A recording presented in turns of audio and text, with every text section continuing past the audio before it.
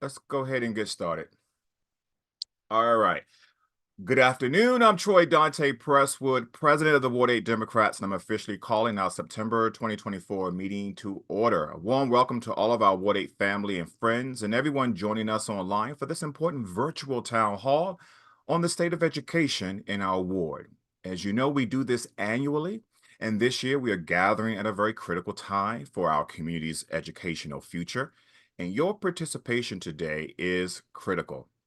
Now that you're here, we encourage you to tell all your neighbors to hop on our Zoom. You can also engage with us on social media, like and share our event on Facebook, Twitter, and Instagram. You can find us at Ward 8 Dems across all these social platforms.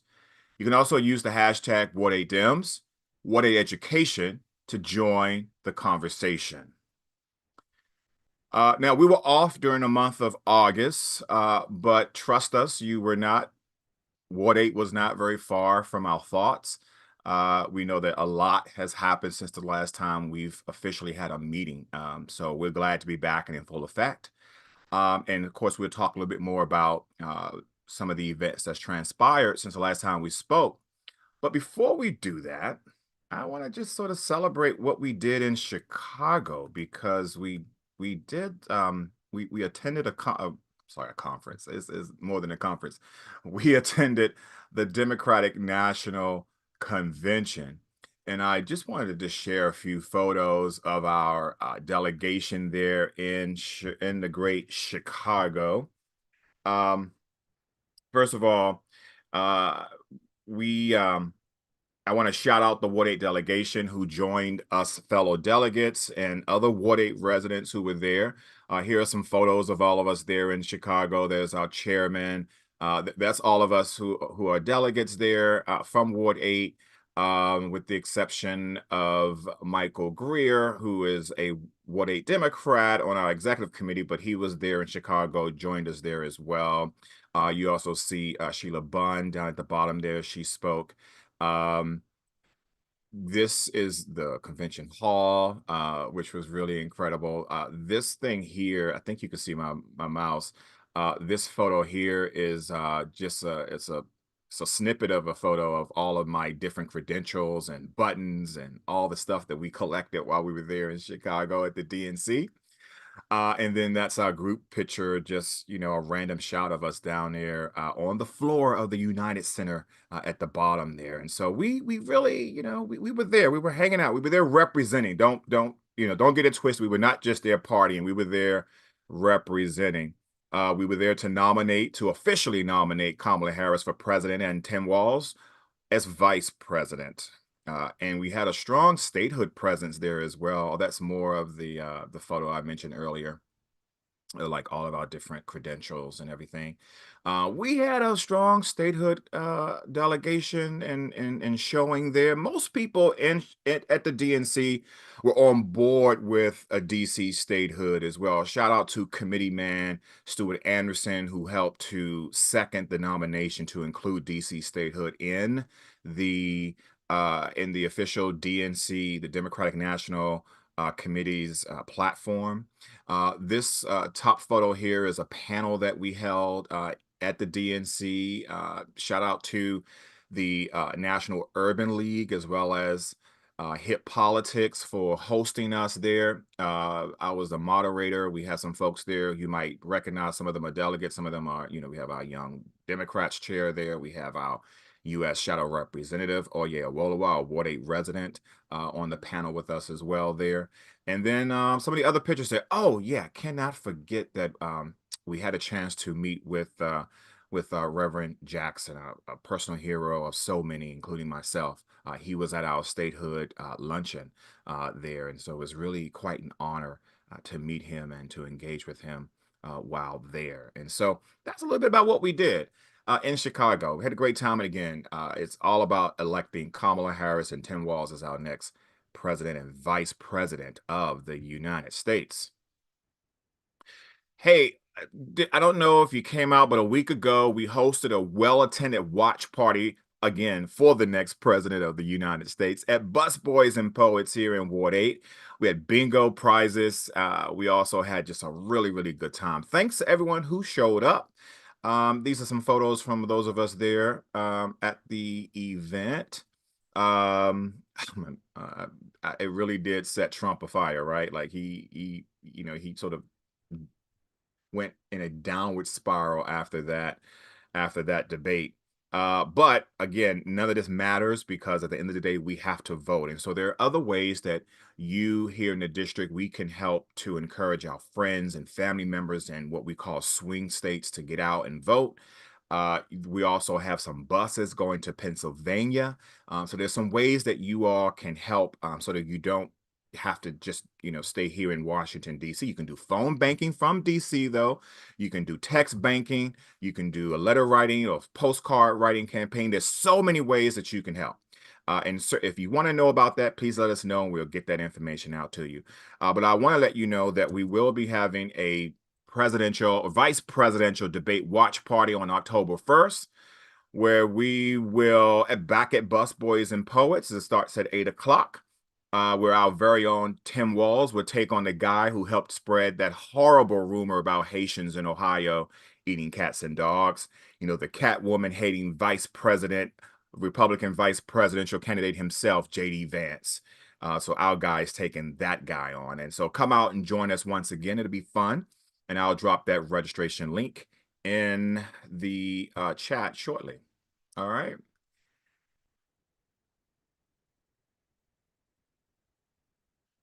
Okay.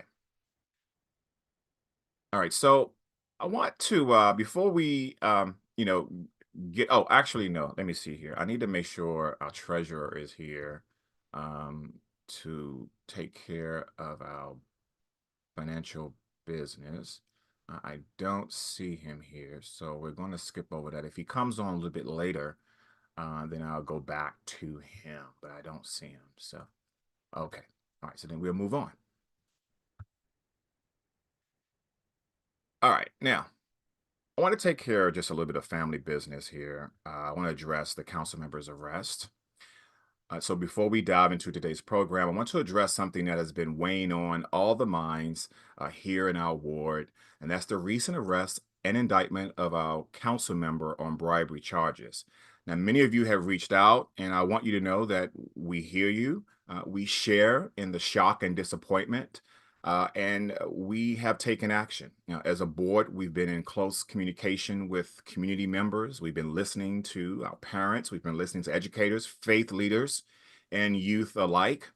We were the first organization to release a public statement expressing our concerns and affirming that we take these allegations very seriously. I was personally on the floor of the United Center at the Democratic National Convention, on the floor, where everyone was celebrating and getting ready for the night's event. We were in the night's event actually, where I was helping.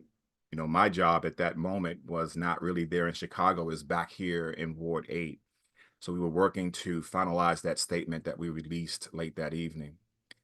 And that's because we believe that our public officials should uphold the highest standards of integrity. And that said, the council member has pled not guilty, and he is presumed innocent until proven otherwise. And this is true in the court of law, and it should also ring true in the Council of the District of Columbia as well.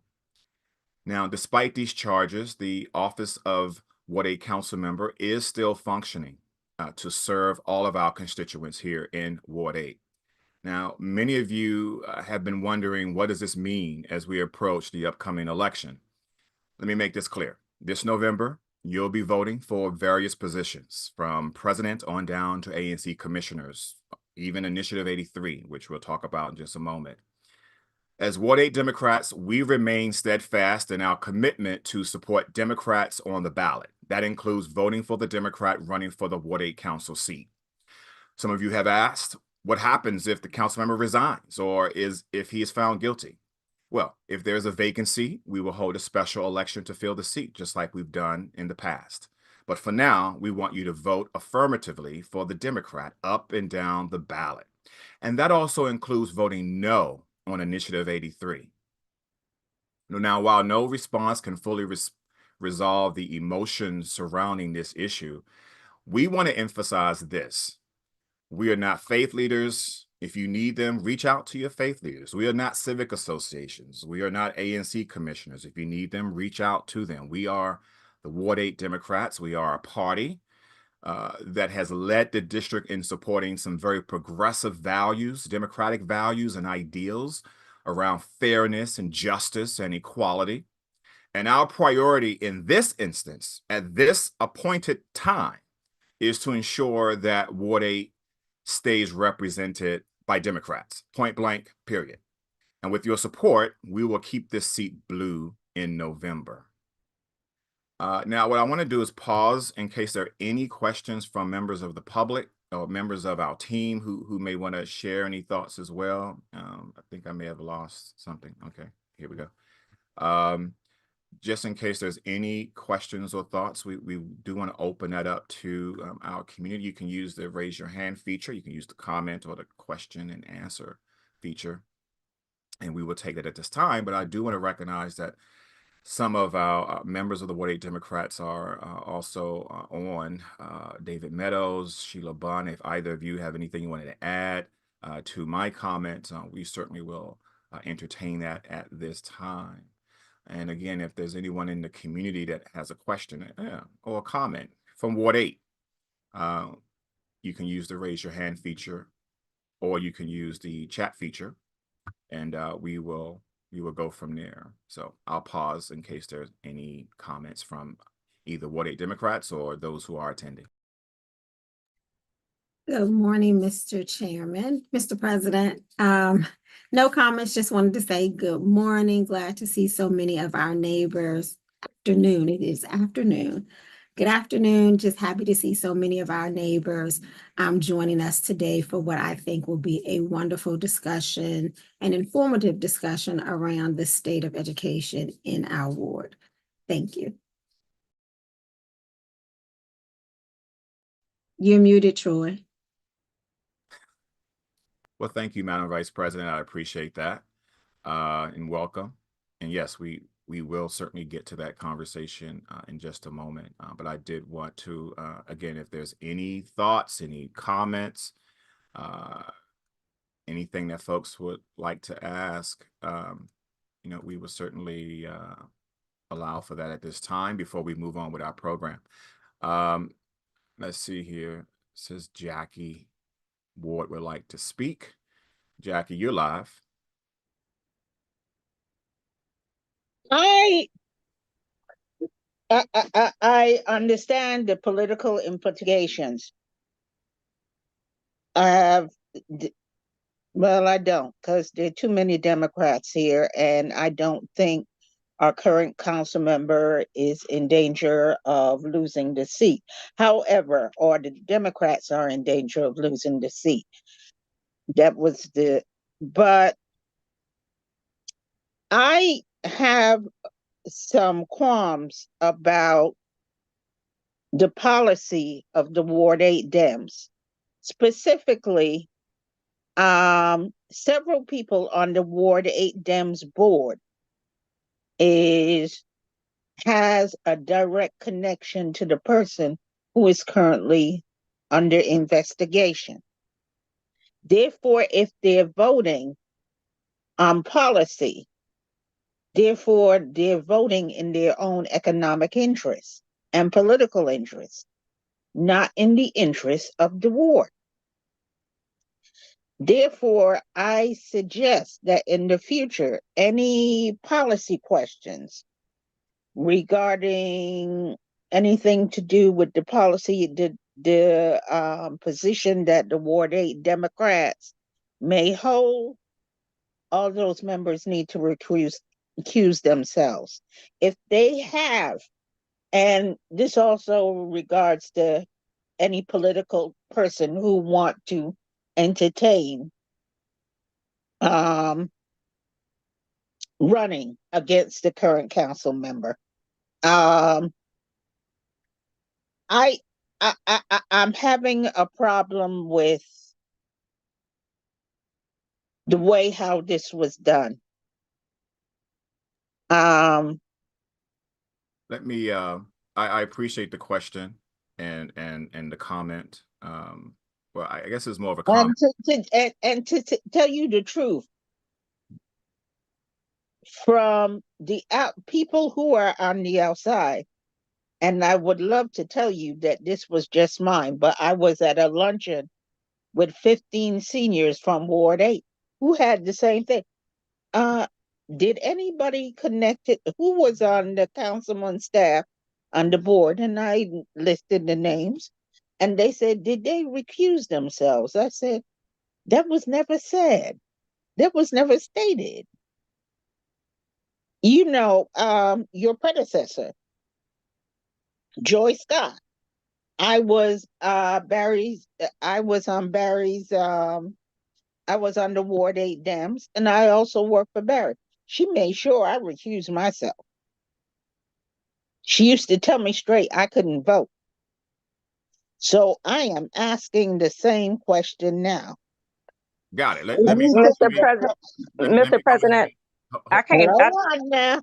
Hold on hi, one Mr. second. President, I'm Ho- just saying I can't raise my hand. I don't see the feature. So whenever you get a chance, if you can recognize me, Oh, please. sure, no problem. All right. Jackie, we got your we got your note. And let me see if I can answer that. Well, I can answer it. So I will say that yes, you're absolutely correct. We do have a number of individuals that are part of the executive committee who are, who are very close to our council member, who either work for our council member or again, friendly with our council member, very good friends with our council member. Um, I will say though, in this process, that did not enter into our calculations. We put out what we felt was the best and strongest statement at the time, based on the information that we knew.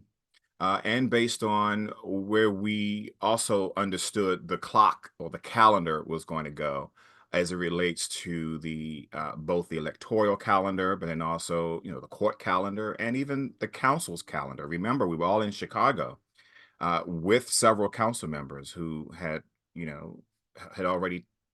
Especially with our chairman, had already forecast where he was going to go in terms of looking at this as an investigation. So I understand your thought there. I would say that, and I think the rest of the team is sensitive to to being fair. And I think your point about that is a salient one. Um, at the end of the day, I work in crisis communication. So, my goal is to look at things objectively, and again, and to share the best information that we had at the time with our residents, with our voters. And that's exactly what we did. But I will say that while on one hand, you do have folks who are connected to the council member, they did not uh, they did not lean or pull or push us in any direction in terms of our statement or in terms of the position that we have right now. Again, I want to be very clear. We are a political party, right? And so we're not faith leaders. We're not priests, imams. We're not rabbis. We are literally about political power. And so at the end of the day, what we desire as the Ward 8 Democratic organization is to keep our seat Democratic. I also understand that you mentioned that the council member is not in danger of losing the seat. Well, there was a different calendar that we were looking at initially, and we were concerned about some jockeying that was going on and what could potentially happen. So we looked very closely at what was happening with the calendar, and we also thought very wisely and methodically about what would happen if there was a vacancy this early in the program, and this is very early in the election cycle before November. There isn't one. So that was what we thought about, but that's not the case now.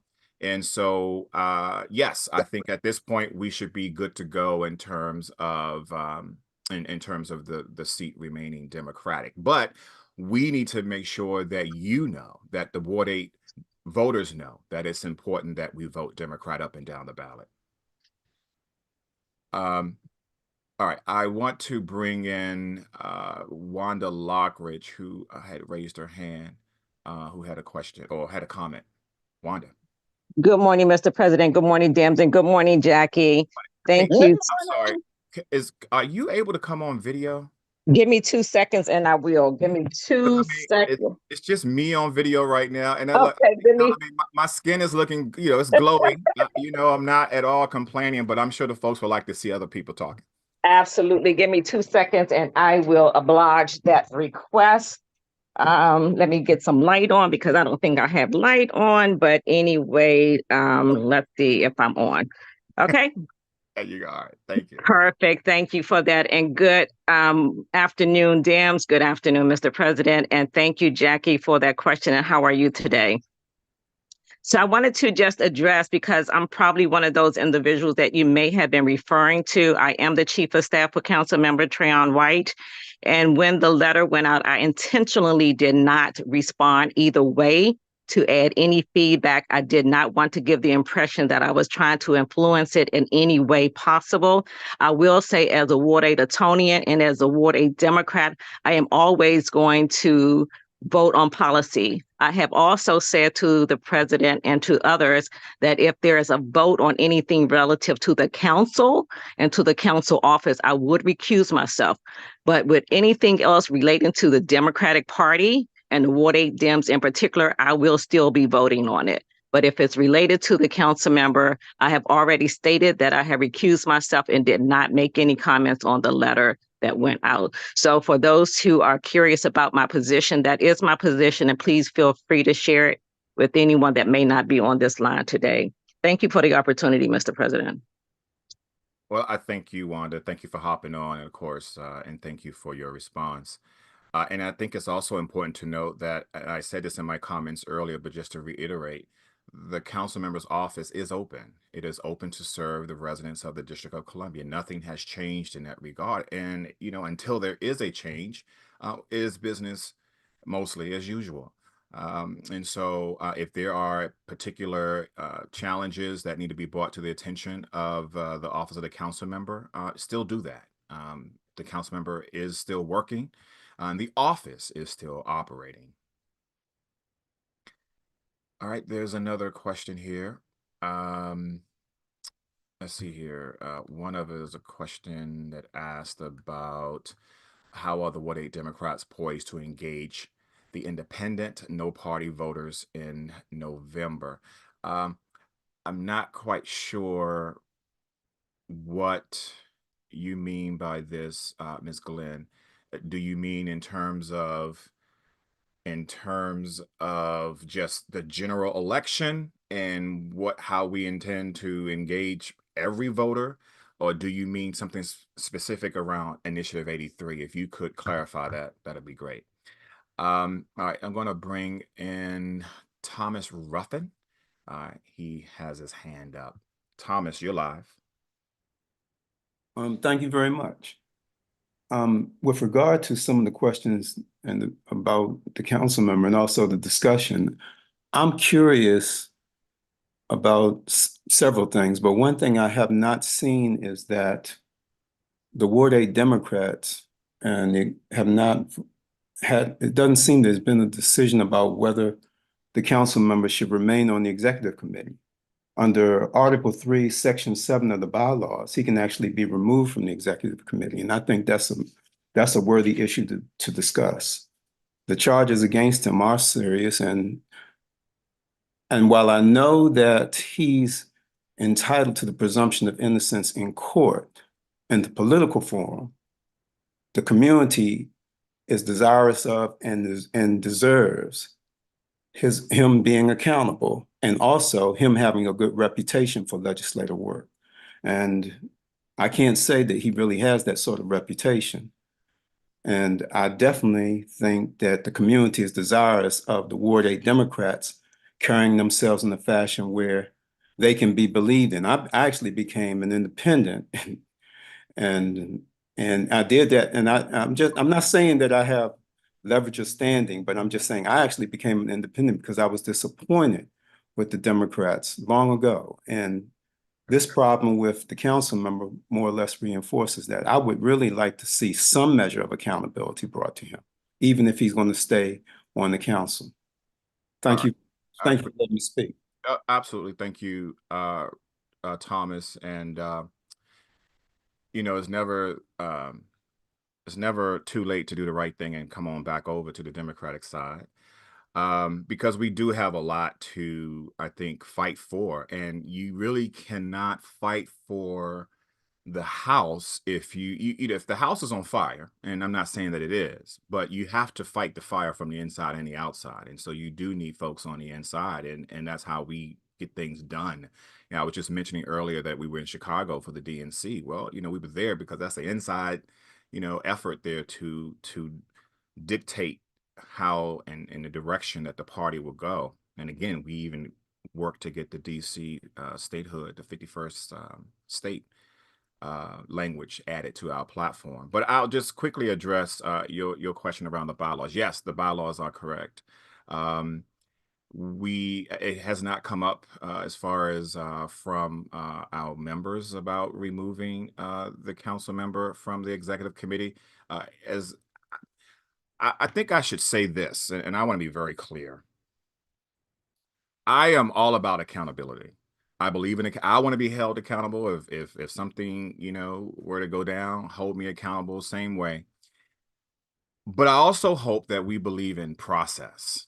And I hear all the time, I've heard people in my ears say, well, if it were white people, they would have, done this to us. If it were white people, they would have done that to us. And I always say that, it doesn't matter really what.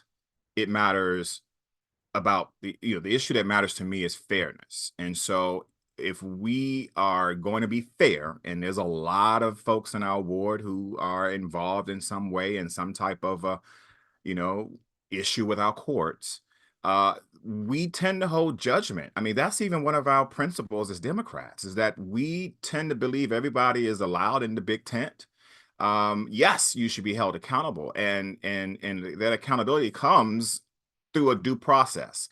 So I am on the end of, let's let process play itself out, and then we will be in position where we have more information than what we do now and can act on it.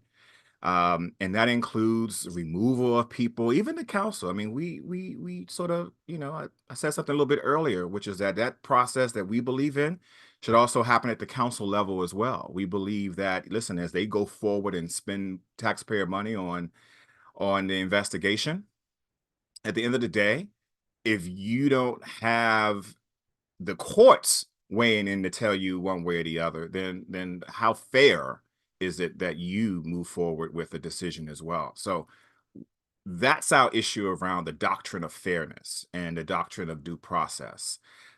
It's something I believe in, and I know many people here in Ward 8 believe in as well. But that does not negate the fact that we don't find certain things disappointing, reprehensible.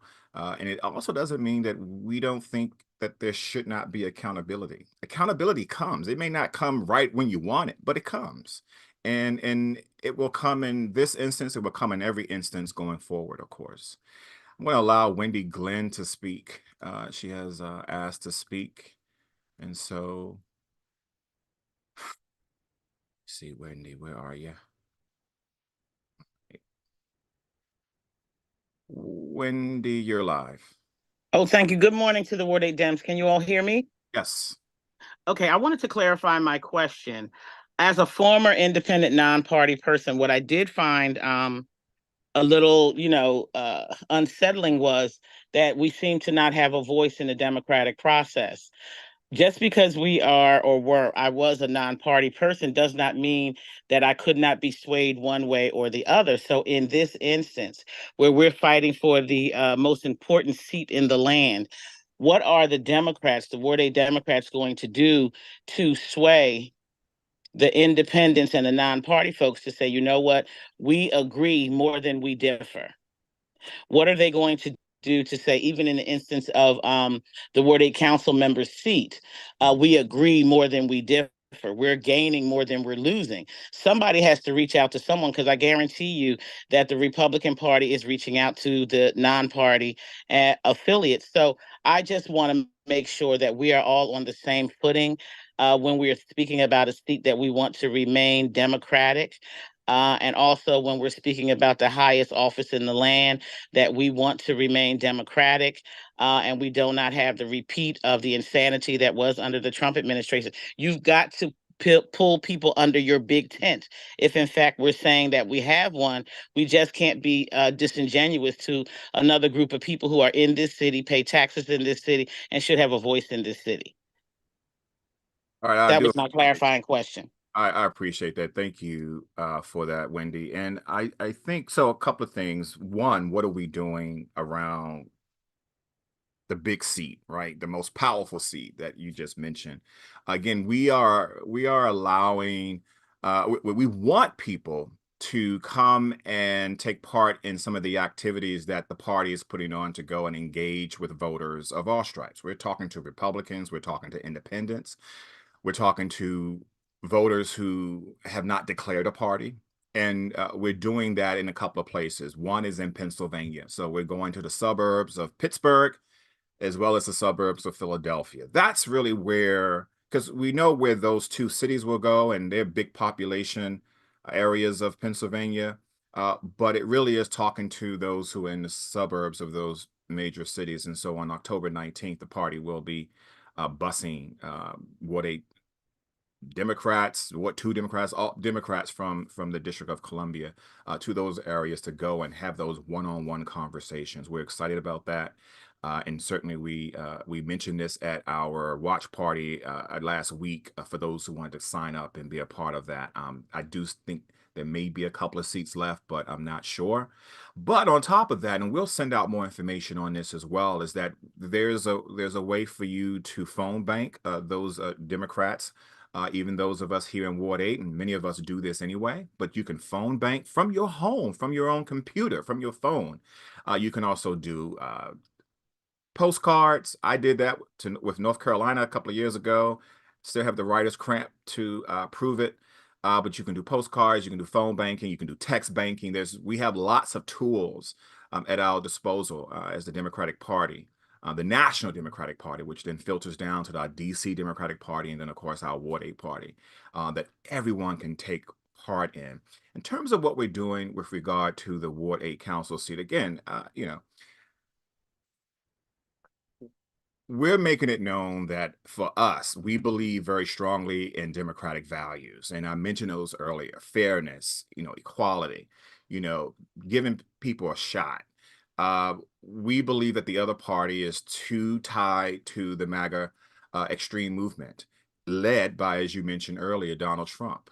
We do not believe that that is in the best interest of Washington, D.C. I mean, matter of fact, he has already forecast that if he is reelected, that home rule will be eliminated. So, who you vote for council won't matter.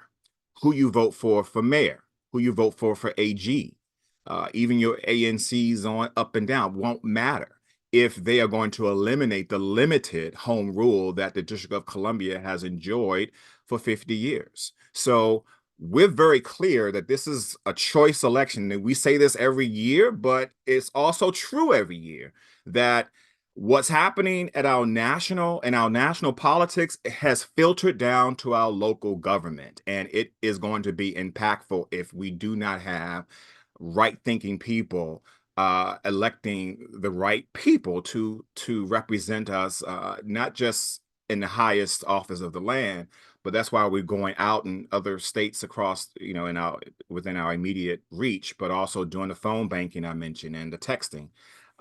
Because we need to ensure that Democrats control both chambers of Congress, the House and the Senate, and we need to ensure that we keep the White House. We've been very clear about that. The party has been very clear about that. And so we're clear that if we care about democracy, which I think we uniquely do here in DC, then we're asking you to support Democrats up and down the ballot.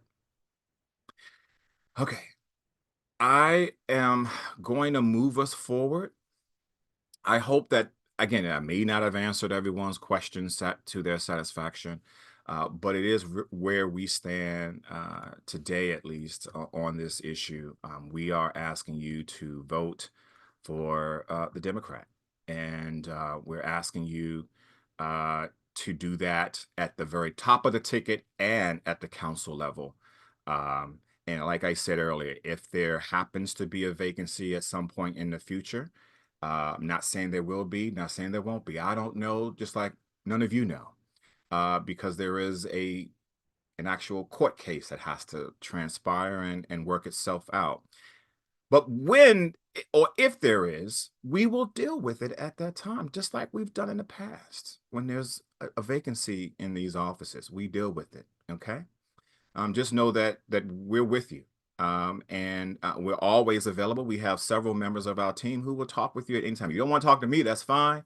But we have other members who maybe and can reach out to and ask them, what their thoughts are, and what a Democrats stand on this. And so hopefully this has provided some clarity. I know the Washington Post was trying to get us to put another statement out, and I said no, we'll talk directly with Ward 8 voters, Ward 8 Democratic voters, about what we want to say, and we won't play this out in the court of the media or public opinion.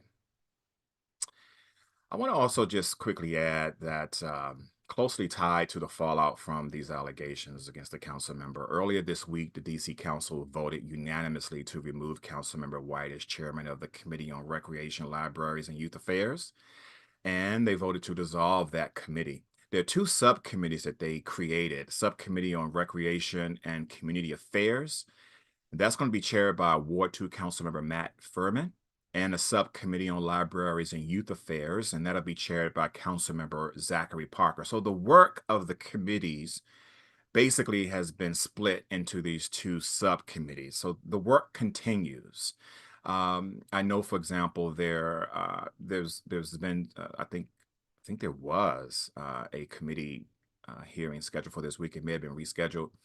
But just know that the important work around youth affairs and recreation and community affairs, it still continues, but they will be subdivided out. And again, Ward 2 Councilmember Matt Furman will take on recreation and community affairs, and Zachary Parker from Ward 5 will take on libraries and youth affairs. Reach out to them, reach out to their teams, and check the calendar on the council's website for upcoming hearings, as I know there will be a few. All right. I want to bring up very quickly some things you need to know regarding our election. So mail-in ballots will be going out the 30th of this month. And so we are in election season, folks. We are literally 45 days away from the general election date. And so I want to share with you the Ward 8 Dropbox locations. They are on your screen. Do a screen grab, do a screenshot if you need to. But these are the locations where you can drop off your ballots beginning on Friday, October 11th, up until Election Day on Tuesday, November 5th. The last day time there is at 8 o'clock on Election Day, November 5th. These are the same locations that they had back in the primary. So you may be familiar. They've left those boxes out there, and I'm sure you've seen them with the locks on, but these locks will come off on Friday, November 11th in the morning there. And so the ballots that you're going to receive in the mail starting next week on, you can drop them off at any of these locations. They'll be picked up each night and will be taken to the Board of Elections for safekeeping. I encourage you, if you're going to drop off your ballot, to sign up for the feature there that will allow you to track your ballot. That way you'll know when someone's picked it up from the Dropbox, when they've taken it to the Board of Elections, and then you'll also know when it's been counted, because it will send you a note either by email or text on election night to tell you that it's been counted. So you know without a shadow of a doubt that your ballot does count. So again, these are the Dropbox locations, and once again, feel free to screenshot these. The early vote center locations are also on your screen. They will open on Monday, October 28th, and they will close on Sunday, November 3rd. And they open from 8:30 until 7. You can take your ballot to these locations as well. You can, again, take them to those drop boxes. You can also put them in the U.S. mail. Surprisingly, and I keep saying this every time, but surprisingly, people are in fact using the U.S. mail to mail in their ballots. I mean, they are mail-in ballots after all. But we got some issues here in Ward 8 around the mail service. And so, but again, if you sign up for that tracker, then it actually, you'll know when the Board of Elections has received your ballot for safekeeping as well. So I think it's good. We haven't had any complaints, any major complaints. There've been some issues, but no major complaints from people who've used the U.S. mail to mail in their ballots, or who've used the early vote centers or the Dropbox locations. And then finally, on Election Day, these locations will be open. Feel free to screenshot these as well. And it'll be open from 7 a.m. until 8 p.m. Again, this is on Tuesday, November 5th. This is Election Day. So you're perhaps already familiar with these locations. Again, we have the Board of Elections has done away with this early with the precinct model. Although some of these locations are sort of in precincts, but right now you can go to any of these locations, no matter where you live, and vote, because they will give you your ballot there. And it's also important to note you can vote anywhere in the District of Columbia. You can go anywhere where there is a vote center or any drop box location anywhere in DC and drop off your ballot or go in there and vote. And I think the word is getting out now. We still have people who are still learning about this, especially those new voters. Well, that's why we do this. We repeat this every time, because we want you to know that voting has changed in the district, and I think for the better. Before we move on to our next part of our program, I did want to give you an idea of how the ballot looks for Ward 8. And again, this is going to be coming into your mailbox in the next few days, or next week or so. So be prepared for this. But this is how it looks. It is two-sided. There is, as you see, it says vote both sides. I want you to know that you got to turn over the ballot. So if you are a citizen of DC, rather, if you are an American citizen, this is how your ballot will look. You have the federal elections on one side. Again, we're asking you to vote for Kamala Harris and Tim Walz. But then you have, you have your we ask you to vote for the Democrat across the board. You have your council, your at-large. Robert White is running as a Democrat there. Your U.S. representative, your shadow U.S. representative, Wolowai is running as a Democrat. Delegate to the House, you have Eleanor Holmes Norton running as the Democrat there. You do have Councilmember Trayon White running as the Democrat here in Ward 8. You have Ankit Jan running as a Democrat for the U.S. Shadow Representative. You have a Ward 8 member of the State Board of Education. You have LaJoy Johnson-Law, who's running unopposed. And on the other side, very important, on the other side here, you do have a ranked choice initiative. I'm sorry, you have two things on the other side. You have your ANC commissioner. So those of you who are who will be voting for your ANC commission, this is where that will be on the back side of the ballot. So again, it's important to turn it over. But then also on the backside is this Initiative 83, which will do two things: open up the Democratic primary to non-Democratic voters, and also bring ranked choice voting to the District of Columbia. Now, the DC Democratic Party, the Ward 8 Democrats, is on record opposing Initiative 83 for those two reasons. We believe that if you want to be a Democrat, if you want to vote in Democratic elections, then just tick off a box on your voter registration form and come on over and be the Democrat. It doesn't cost you anything. We don't charge anything. We're just saying come, so we know you're coming. We can make room for you by letting us know, versus just sort of saying peekaboo and be like, oh, I'm a non-Democrat and I want to vote in your primary. Where does that happen on a large scale? The answer is nowhere. yes, some places do have open primaries. Very few places have open primaries. We do not believe that's in the best interest of Washington, D.C. or Ward 8. And we are definitely also not interested in ranked choice voting, which we believe that there just hasn't been enough education around what that will do to our voting. The way we vote in the District of Columbia will change that profusely. And so we are not in agreement with Initiative 83 either. So we're asking you, where it says yes to approve or no to reject, we're asking you to circle in the bubble that says no to reject Initiative 83. Okay. I hope that that answers a lot of the questions around the upcoming election, and we'll have more information. We'll be sending a lot more information out as well. We want you to know that that we feel that it's important that you are aware, at least, of these important things. I'm checking to see if my treasurer is here. He is here, and so I'm going to ask him. Um, and actually, hey, Mr. At-Large member, I'm gonna ask you to turn off your speaker. I mean, sorry, your camera until we're ready.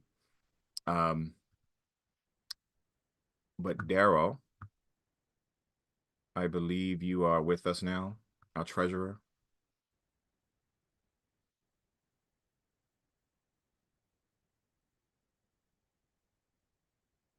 Daryl going once.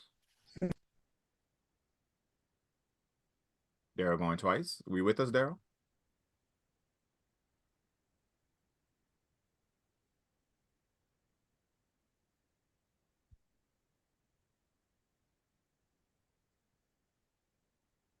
Give us just 1 second, everybody.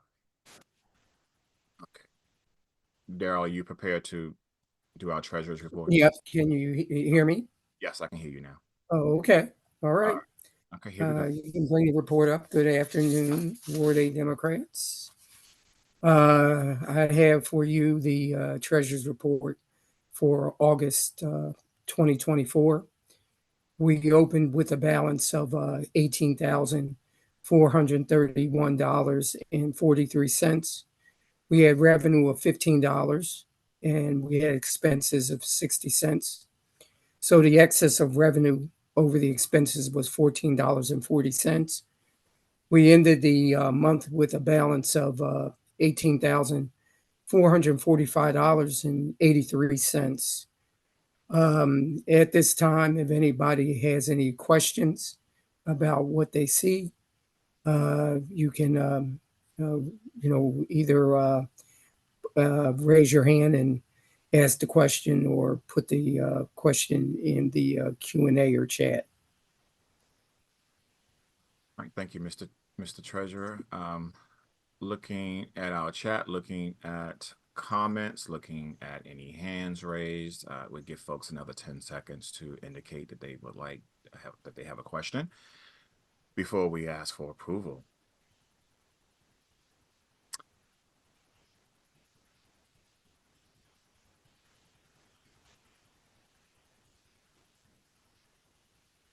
Okay. So with that being said, Mr. Treasurer, will you move it? I move that we accept the August 2024 Board of Democrats Treasurer's Report, subject to audit. Thank you, Mr. Treasurer. It's been moved. Is there a second? Second. It's been moved and properly seconded. Any further discussion? Further discussion? Looks like something is in the Q&A. Disable chat. Okay, Paula, did you have something that you want to add or wanted to add? I'll give you 5 seconds to indicate that you would like to announce something or ask a question.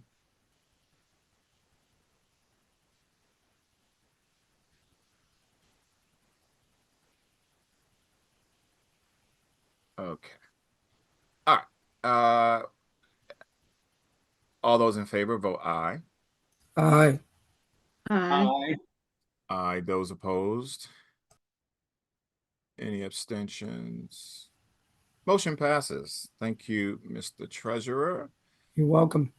And I will just simply add that we are always looking for donations. Your donations contribute directly to voter outreach and education here in Ward 8. It also helps us with our initiatives as well, and especially as we head toward the general election.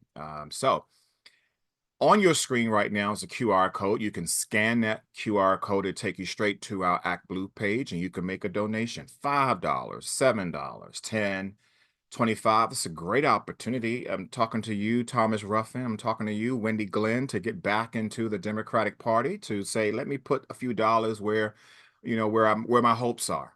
I'm talking to all of our Ward 8 and friends outside of Ward 8 who are interested in helping us do the voter education, which we have to continue to do here in Ward 8.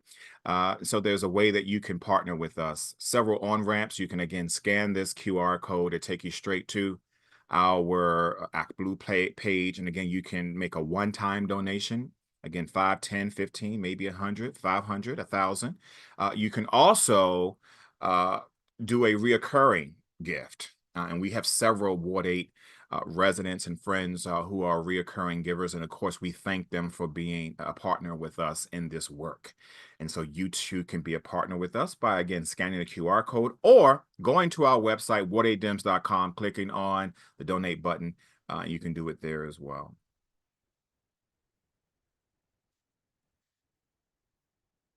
Okay, well, I guess let's go ahead and move us to our next portion of our program here. And I think I can. All right, here we go. So thank you all so much. Again, if there's any questions about what we're doing for the November election, what we are asking members to do, reach out to us, follow us on our socials, visit our website, make sure you're in our email database as well. We will continue to communicate with you as we go forward.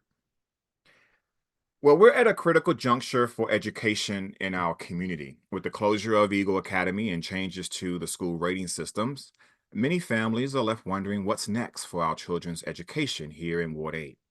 Today, we are honored to have with us distinguished guests from the DC State Board of Education to provide insights and answer your questions. We have Dr. Carlene Reid, who is the Ward 8 member of the DC State Board of Education.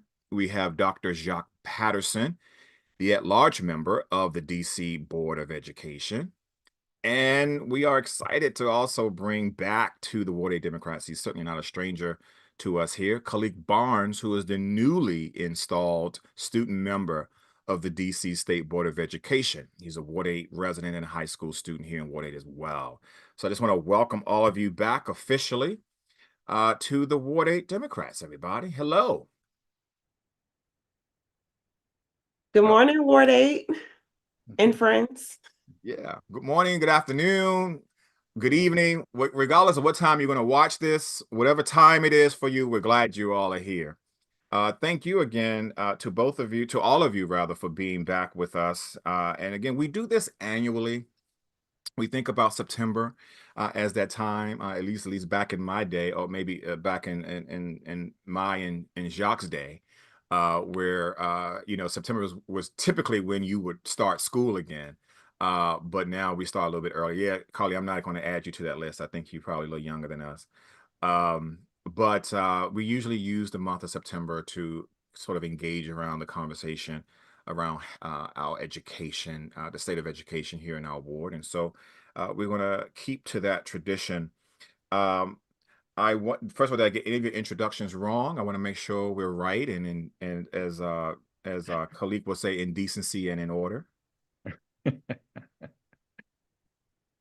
All right, I'll pose the questions to each of you, and then we'll certainly open up those questions to the public. And the public, you can use the Q&A feature and also the raise your hand feature. If we can answer or pull you in live, we'll do that at that time. But I want to start with Dr. Reid. As our Ward 8 representative, what do you see as the most pressing educational challenge or challenges facing our community? Thanks, Troy. Good morning again, Ward 8 Dems. I am Dr. Carlene Reid, your Ward 8 State Board of Education representative until December.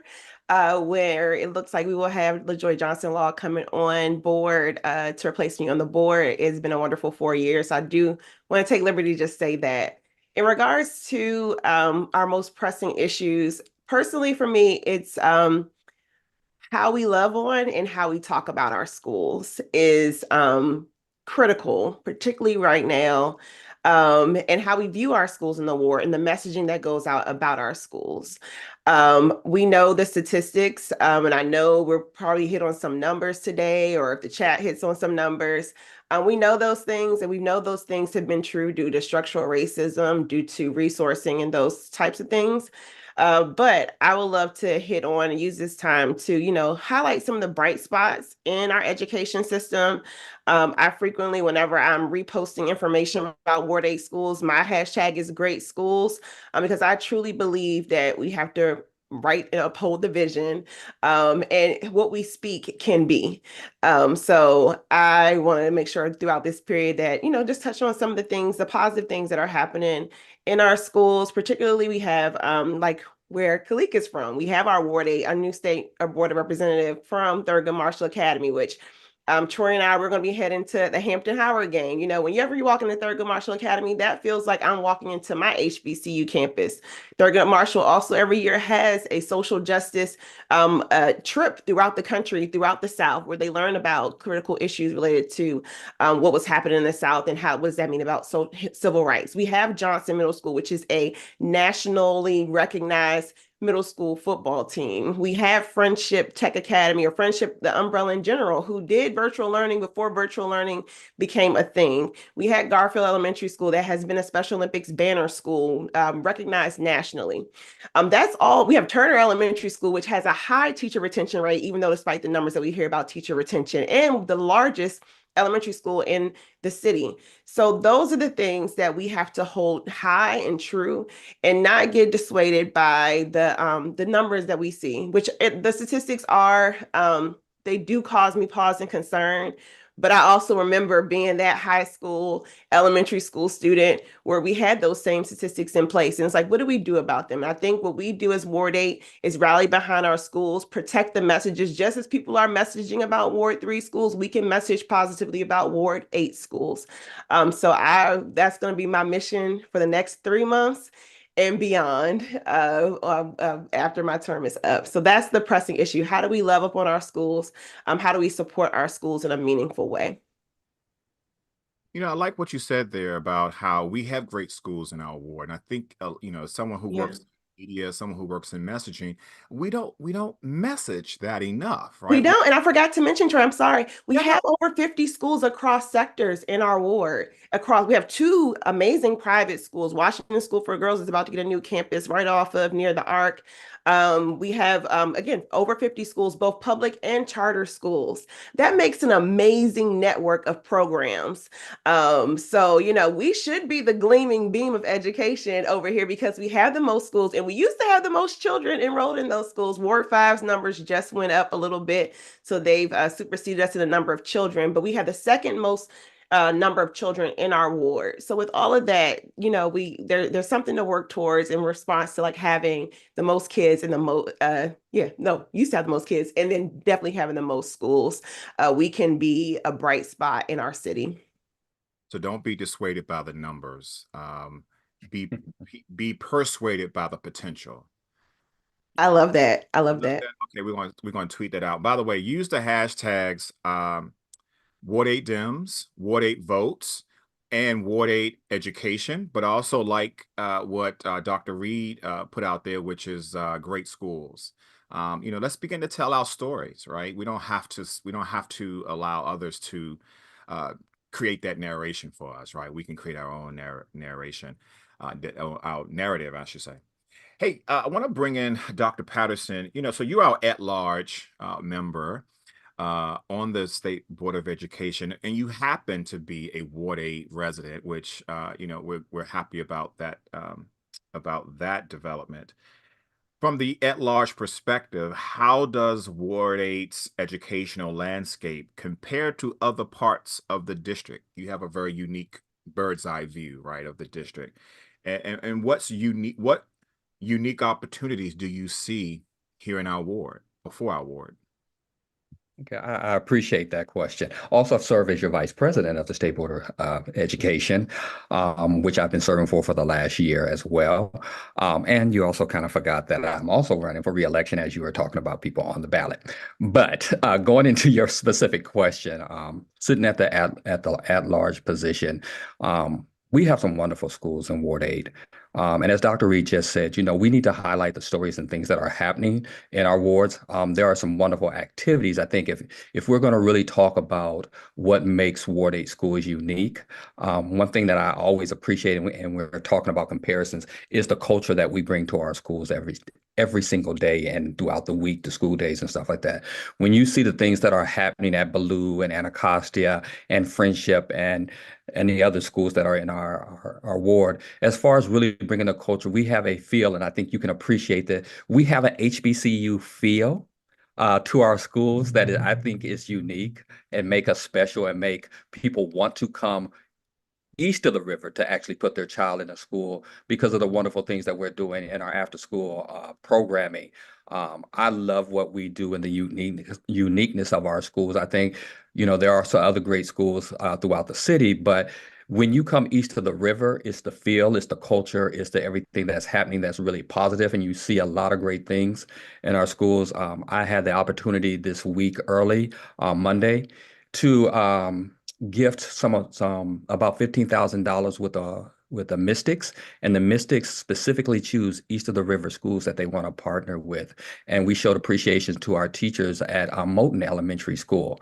And it was just a great celebration of the school itself and all the wonderful things that are happening there and the teachers and stuff. So I would say the biggest thing when I look across the board and I visit schools throughout the city is just the culture that we truly bring to our schools that make them so bright, so lively, and so much fun. Yeah, yeah, that's good. And yes, you are in fact running on the ballot um, as well. So I should probably just preface by saying that because the school board races are technically nonpartisan, sometimes we engage in that space, sometimes we don't. We're not necessarily engaging in that space this year, but yes, you are on the ballot. You're running for reelection. You're from Ward 8, and you are a registered Democrat. And so, again, we're asking folks to support Democrats up and down the ballot. Calique, let me bring you in. You're new to the State Board of Education. You're not new to us here in Ward 8. We've known you for a while and certainly recognize your brilliance. As a student and resident of Ward 8, what changes would you like to see in our schools to better support students like yourself? Well, thank you once again for being here, for allowing me to be here. I believe our schools have a tremendous opportunity to better support students by focusing on three key areas that go from resources to safety and to engagement. I believe that we need to increase access to quality resources, both academically and extracurricular activities. Many students lack the access to updated textbooks. Many of them, don't have much access to technology. Many of them, don't have access to college readiness programs. And I believe that offering more robust mentorship programs and career counseling can, mainly for first generation, uh, you know, students who want to potentially go to college or, do something different that's outside of the custom of, what people, think of Ward 8 to be, that can definitely empower us to plan for our futures with confidence. I believe that improving schools, the safety of our school environment, is definitely essential because, especially coming from Ward 8, um, many students are affected by the violence and the crime rates and different things that happen at the school. Recently, Thurgood Marshall Academy had, another kind of incident relating to some combat between outsider and a Thurgood Marshall student. So I believe prioritizing on the community violence specifically around schools would be definitely beneficial. And also having prioritizing mental health of students, conflict resolution, and different things like that to make sure that we're tapping into more so the mentality of the students. I believe we constantly focus on the grade point averages and focus on the the test scores, different like that, However, I believe we're getting into an environment where we have to more so focus on the mental health of youth, especially with the way that, the world is going now, and the way that, things are slowly but surely shifting and changing. And I definitely would also love to see some collaboration between schools and local organizations, because you rarely see, and I'm gonna say this specifically in Ward 8, it's very rare that you see, leaders who are willing to, come, who not from here, come out here and, talk to us. We Ward 8 Democrats, y'all do this often, stable education, they do this often. However, we really don't have that many people who are willing to come to the Ward 8 and, actually talk to us and speak to us about speak to us what we're dealing with and what we're, going through over here in Ward 8. We were able to give a tour in the previous year concerning, the safety of our school. We were able to give them a tour around, the building, and tell them about okay. Tell them about what our school has to offer, different things like that. So I Yeah, definitely think that having that would definitely be great. that's really interesting. You mentioned that what you are seeing, or what you feel is needed, is more organizations, or the right people to come and actually engage with members here in the ward. Is there a particular person or organization that's a wish list that you would like to hear from or see visibly in the ward, engaging with young people? I would say more of the Office of Attorney General, because I do see them a lot focusing with youth. I see them a lot, doing a lot of things with youth. However, it's very rare that I see them in Ward 8. I see them giving back, even the mayor's office. I see her giving back. No shade to anyone. Um, I see them giving back to, different community, but it's very rare that you will see their face. And simply the presence of you, having such a high position, the presence of you coming, to a low income area that doesn't really have much, and just, showing that you're here to support us. So I would say the Office of Attorney General, the mayor, um, and, at large council members. Got it. When you say Office of the Attorney General, I want to be clear, because there's the DC office and there's the US office. Does it matter? It don't really matter. I don't see both of neither. Understood. Understood. Thanks for that. No, you certainly raise a salient point. If you don't see them, if you don't feel like they're present, then that means that's a problem. And it's an opportunity, perhaps a missed one, for our young people to get engaged with them, or for them to engage with our young people. Um, Let me ask both Jacque, and I'm sorry, my iPad and locked up on me here. Let me ask both Jacque and Carlene, can you elaborate on the recent changes to the school rating system and how this might impact Ward 8 schools? Let's go You with, want to go first? yeah, sure. Yes, I'll go. I'll try to be quick and leave some time for you as well. I believe the biggest thing, first and foremost, I really appreciate first that we took away stars, because our schools, as Dr. Reid has always said, they're not like restaurants that you can just rate or anything like that, because there's so much that goes into them. So with the new report card and everything, the accountability framework that we just did, we really tried to focus and put things on there as far as the metrics that would kind of tell a fuller story of what's happening in our schools, the hard work that's being done by our educators and the school leaders that are in our schools. So the metrics now put a stronger emphasis on growth, is what one of the biggest things that we try to focus on. And I think what you'll see from that, as schools receive the full complement of everything for the first time on this particular report card, is that you'll see schools that have been doing great things for their students and stuff like that. They will get a better, I want to say rating, because that's wrong, but they'll get a better accountability score, is what we're calling it. That will allow them for people to really see what's happening in our East of the River schools, and start looking at our East of the River schools to come to and put their children in. I'll turn it over to you, Dr. Reid. Yeah, I mean, you hit on it. So it's, I will say and warn the ward, the numbers are going to be shocking, because you go from a 5-star rating to disaggregating data, and you actually get to see the point. So like in preparing for this, I kind of scanned through the school that's across the street from my house, and there was a number there, and I was like, woo. However, the report card does highlight other aspects of the program. So it highlights things like, what are the programs in the building? Does it have before and after care? Who are the providers?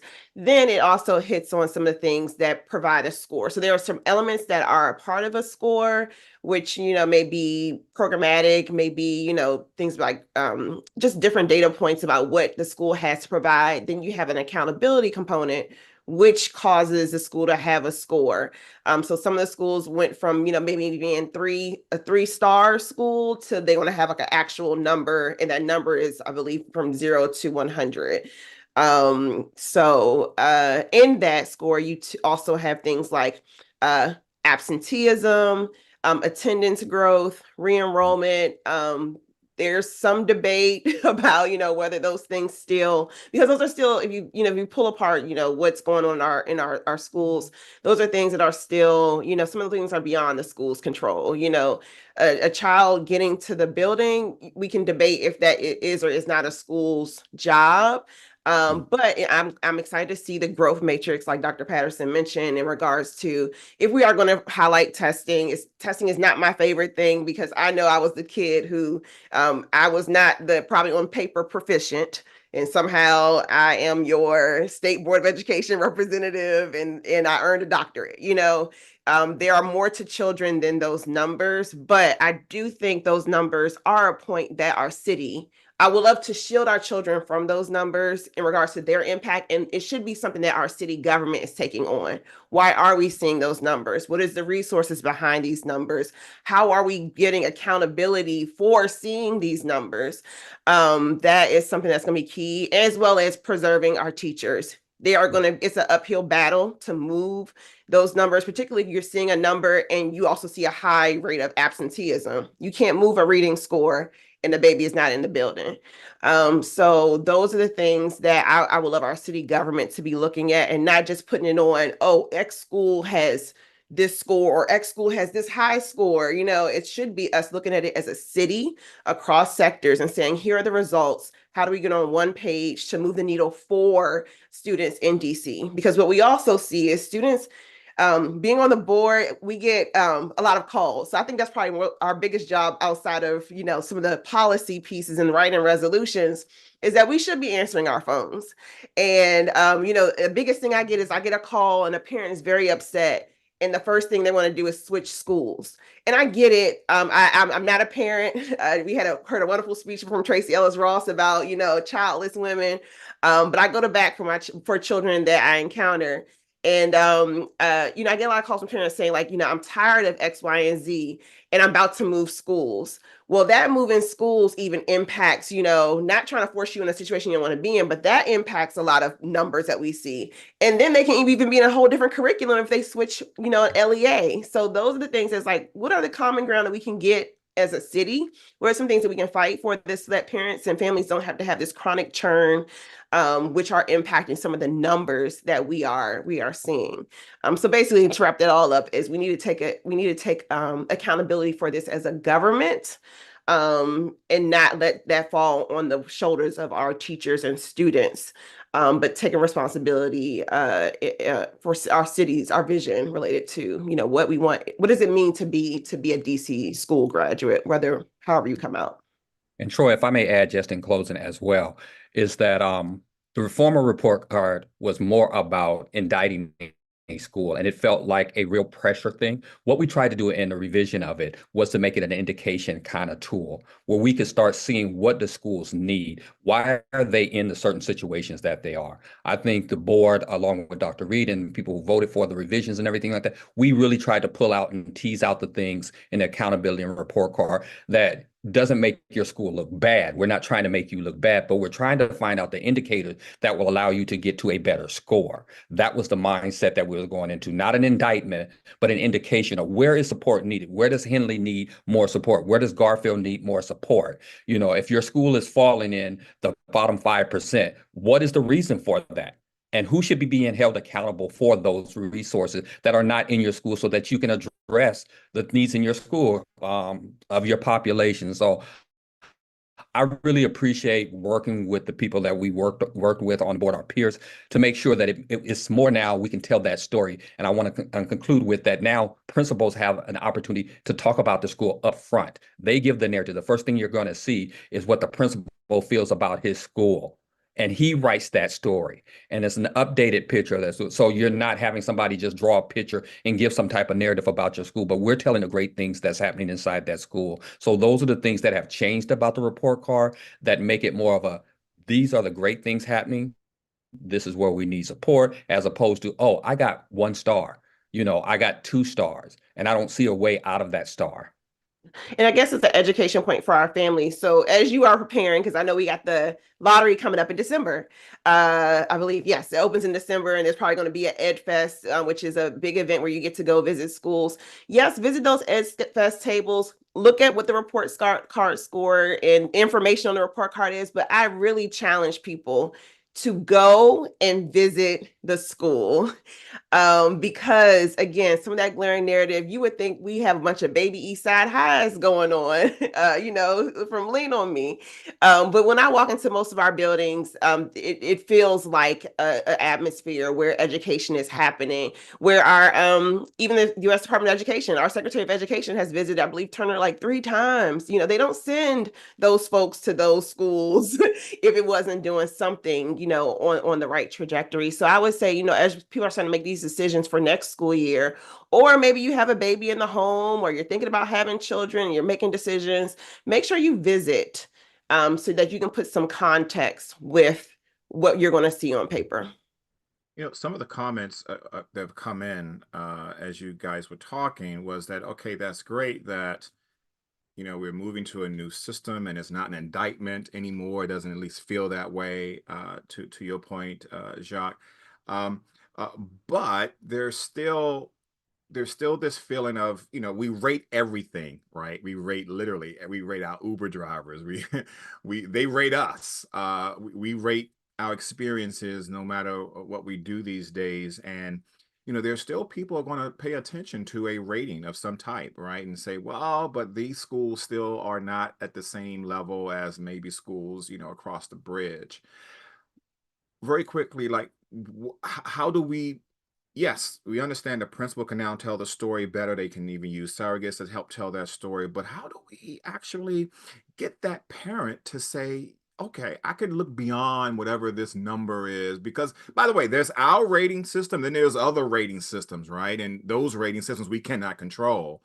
They use their own set of metrics, they use their own set of standards, and some of those standards are, harmful, in fact, but we won't go there.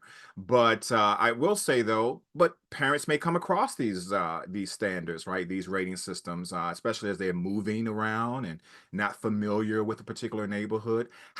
What message? I'm a message guy, so I'm trying to figure out, like, what is the message that we tell to parents to say, give this school a shot despite what you're seeing as a rating? Any of you can go. So I know Jacque used the thing about restaurants, right? We rate those. But folks still go to the carryout. And folks still, choose the mom and pop spots that may or may that has a story that you may know that it's been in your family for X amount of years. I'll pick on Turner. Something that like people don't see is that like people choose to go to Turner, particularly for one of their kindergarten teachers, and will stay at that school for that kindergarten teacher. So talk to community members. One of the things that like really warmed my heart at the end of last year was to see Wendy Glenn's grandson, Regina Summers' daughter, Tanika Brown's son, all in one picture together. Those are all of our community members, or some of our biggest community leaders' children, all in one picture, and saying that they were proud they graduated from Hart or were promoted out of Hart Middle School. So talk to even those community members, but I think the biggest thing is go visit. Because it could be a great school on paper and it might not fit your needs. One of the things that really stuck out to me when we were doing the report card was a family in Ward 7 said they visited, they took the top 5, they rated by 5-star schools. They just said, I'm take the thing, I'm do 5-star schools, and we still have 5 stars. And they said they visited every one of those schools, and those schools still didn't meet their needs. So as much as possible, if you can't get into the school building, talk to community members, because there are message boards that people who've never even stepped foot in our schools are saying things about our schools. But I think we should be able to be saying, yeah, that's the one you want to go to, or oh, actually don't take someone's word who has not stepped into a Ward 8 school, or particularly the school that you're looking at, is a piece of it. I'm gonna stop. I have some other things, but go ahead. And what I'll say, and I want Calique to also, well, the Honorable Mr. Barnes to also chime in as well, is that as a parent of Ward 8 children, I know one thing is true, is that parents talk. Okay, so we talk amongst ourselves. The most credible messenger about a school, how it's serving a child and everything, is the parent that has their child enrolled or have been in that school, whatever the case may be. What our schools have to do a better job of doing, and I will say this across the board, across sectors, is making sure that they're communicating with parents so they can tell a great story about your school. When I talk to someone or if I get a call, most people are going, Jacque, how do you feel about this particular school? They're asking me as a parent, not even in my role as a state board representative, but they're asking me like, what do you know about this school? How does it, how did it make you feel? Do you know parents that have their children there? So the biggest deciding factor, I think, is parents who talk amongst each other and they kind of recruit other parents to attend that particular school. So I'll use the Honorable Mr. Barnes in this situation is that people see what he's doing. When he was sworn in, his family came. And I'm not just talking like mom and dad. I'm talking the whole family.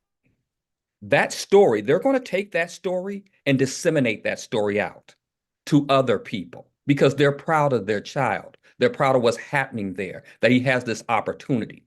And that's going to make Thurgood Marshall have more students that are going to want to come there and be the next Honorable Mr. Barnes. Okay, so we have to make sure that schools are positively, proactively communicating with their families, involving them with things, telling them what's offered. Because I can tell you, I never looked at the report card prior to enrolling my children in a particular school. What I did do is talk to a bunch of people. And I know there are people who are online because I see their faces who have reached out to me and say, Jacque, what do you think about that particular school? What's going on in that school? Is that a great place for my child? And that's how we do things in our community. We're family, Ward 8 family, however we want to put it. And we talk to You family. understand my point, though, is that Yeah. while we'll reach out, we'll talk to people one-on-one, but again, what about that family member that won't look, they don't know anybody, and so they're just going to look at some arbitrary number and come up with it based And I on. think it's putting the arbitrary number in context. Go ahead, Calique. Go ahead. Yeah, okay. So I want to say that the ratings often do reflect broader socioeconomic factors beyond classroom learning, like access to resources, community stability, and student demographics. Schools like my school, which is rated, I think, at 8, select their students through competitive admissions, and therefore, like we have advantages in terms of performance and resources. And in contrast to neighborhoods like probably Blue or different like that, they serve a more uh I wouldn't say diverse and often higher needs population, which often impacts their ratings. And I do believe that, the ratings is definitely a great valuable tool, but it should involve identifying specific needs like funding and for like extracurriculums and mental health resources and advanced placement courses and even teacher retentions with lower ratings. These plans should focus on like addressing the structural challenges in that schools like Anacostia might face. And so as for like the broader school rating system change, I think the recent adjustments, I think they offer for a more holistic view of school quality. So that including like measures beyond standardized test scores and for Ward 8 schools, these changes often highlight the growth over a period of time. But I think, to get these schools to the level of, my school, it's going to definitely take some time and going to take some long-term investment in an academic and social support, because it's not just simply based off of the school environment itself, but we also have to think about the students that are going there. That's bringing it down a whole lot, if we're being real. Now, I say this a lot, my school, I love my schools totally. My school is amazing, but the kids within the school kind of, they take the name from it. places like Blue, the school itself, the teaching, the education that they're given is very much a something good and something that is very much, you know, obtainable. However, what are we illustrating to show this school what are your students represent? We got to ensure that this, because also it plays a great role on us, because we got to ensure that we as the students are representing the school well and making sure it's a good name. A lot of people don't want to go to Thurgood because most times they see, fights or something like that. But if you look from a perspective of me, you see a young, such as Dr. Patterson said, someone like me, trying to be humble. At the end of the day, you might want to come here. So it's all based upon like a lot of different factors. Thank you for that. I think yeah, just going back to what I heard earlier, I was, as I do these forums, always take notes, and that this new rating system looks more holistically at the overall school environment. Uh, Carlene, you mentioned that you were a kid that struggled, and look at where you're at now.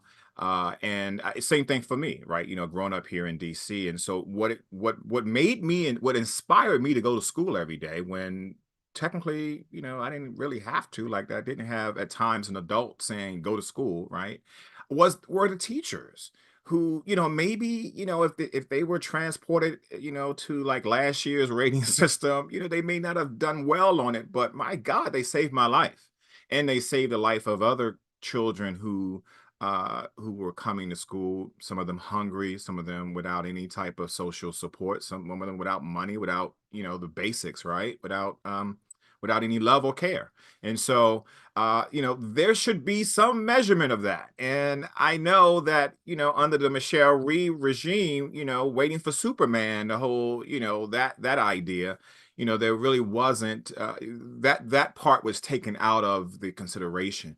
It's great to hear that it's coming back, because I don't, it's something you can't quantify when again, a teacher, like you said, Jacque, there are parents who just want to put their kid in that school because they love that teacher, that kindergarten teacher. So I think that's great to hear. I know folks are just thinking about that because they want to support their schools, but when you're being bombarded by rating systems that says, oh no, run, run, run, and you don't have another way of countering that, then Yeah. that And can. even if you can't support, even you don't feel, even I'm talking to the parents, even if you do not feel comfortable with supporting Ward 8 schools in the sense of having your child attend a Ward 8 school, even though we have 50, we still have room to grow, but still, give back to Ward 8 education somehow. So don't just send your kid out of the ward and be like, my kid is good.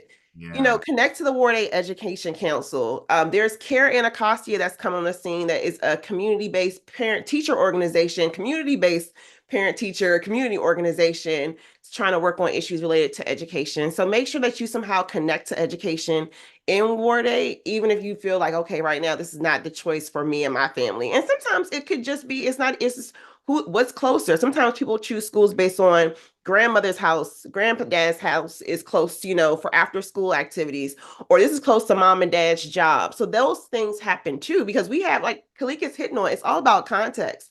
Yeah. Do we have jobs over here that, a working parent is actually working in? If I were going in person, I'm going in the middle of these downtown. Right. And I'll probably want a child to go to a school that's close to that. So those are different things that like we have to look at, like what are all the factors, what are all the compounding issues that are making it look like, but I do also think that some of it is, what's going on around schools, which I love that Calique hit on. I'm so glad that he is a state board student representative. And I think a lot of times people are making choices related to school and related to what's going on in our communities around and not necessarily what's happening in some of the buildings. So I do think there's an opportunity to stabilize there. But for sure, I think that we have a wonderful opportunity to support our schools. And if you cannot support your school with the student attending, then consider, latching on to one of the Ward 8 education organizations, and you can reach out to any of the people on this screen, and we can get you connected to something to advocate for. And it's not just parents, right? It could be, childless cat ladies as Absolutely. I'm childless. I'm allergic to cats. it could be any of us. Like, I've done work at Anacostia High School, as people know. I've done work at Ketchum. and I don't have any kids in either school, right? So yeah, all of us can do something. All of us can tutor. All of us could really do, some type of lifting to help lift up our community. So I'm glad you mentioned that, and I hope that someone would let me know or chat, drop a link or something, maybe to the Water Education Council where folks can sort of sign up and get more engaged in that and figure out how they can be of service. You don't have to necessarily have kids in our schools, in our ward schools, to be of service.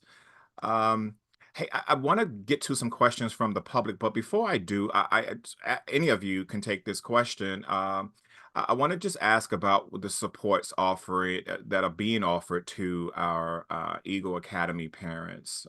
As you know, um, that school was just sort of shut down without, doesn't seem to me, without any consideration for the impact on our parents and the young people who have to scramble at the very last minute. So, are there any particular strategies to support the parents after the closure of Eagle?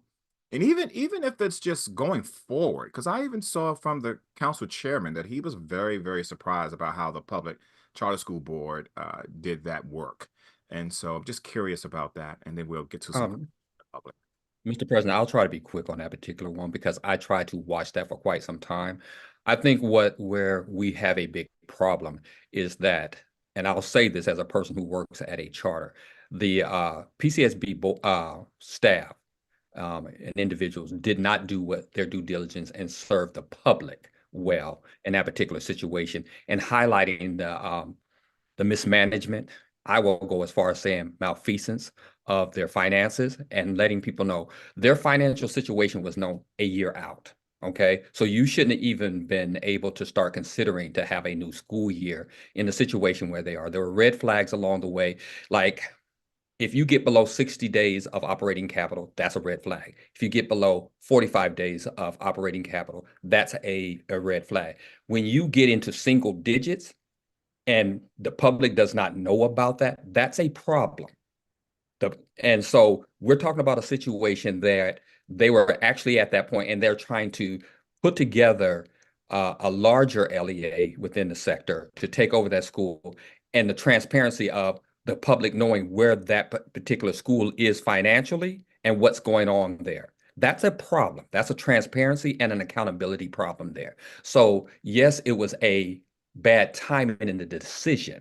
Now, I actually agree with the decision because they were not going to make it through the year, period, point blank. Okay. So, are we going to give them the opportunity at the beginning of the year, even though it's ill timed, to give them the opportunity to find a school at the beginning of the year? Or we're going to let all seats or whatever happens and let them continue to operate under the guise of someone taking them over and then fail in the middle of the year? So, it's a bad decision either way. But no one can say they did not understand the urgency of what's happening and everything. Most of the students have been re-enrolled. There was a fair that happened that helped with the educators as well to get as many as them.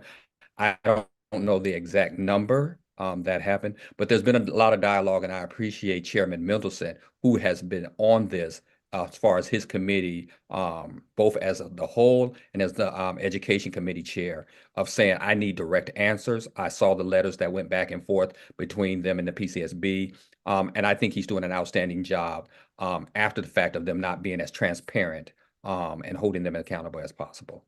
Dr. Reid, Yeah. how can we ensure this doesn't happen again? I started this. Yes, thank you for that. Yes, I uh-huh. Yes. Yeah, I started off this conversation with saying we have 50 schools for a reason. We don't need any more schools in Ward 8. Thanks for your interest, but we have 50 schools that we need to make sure are supported. We need to make sure that they, are hitting enrollment numbers, not just hitting enrollment numbers, but are actually making progress with our students.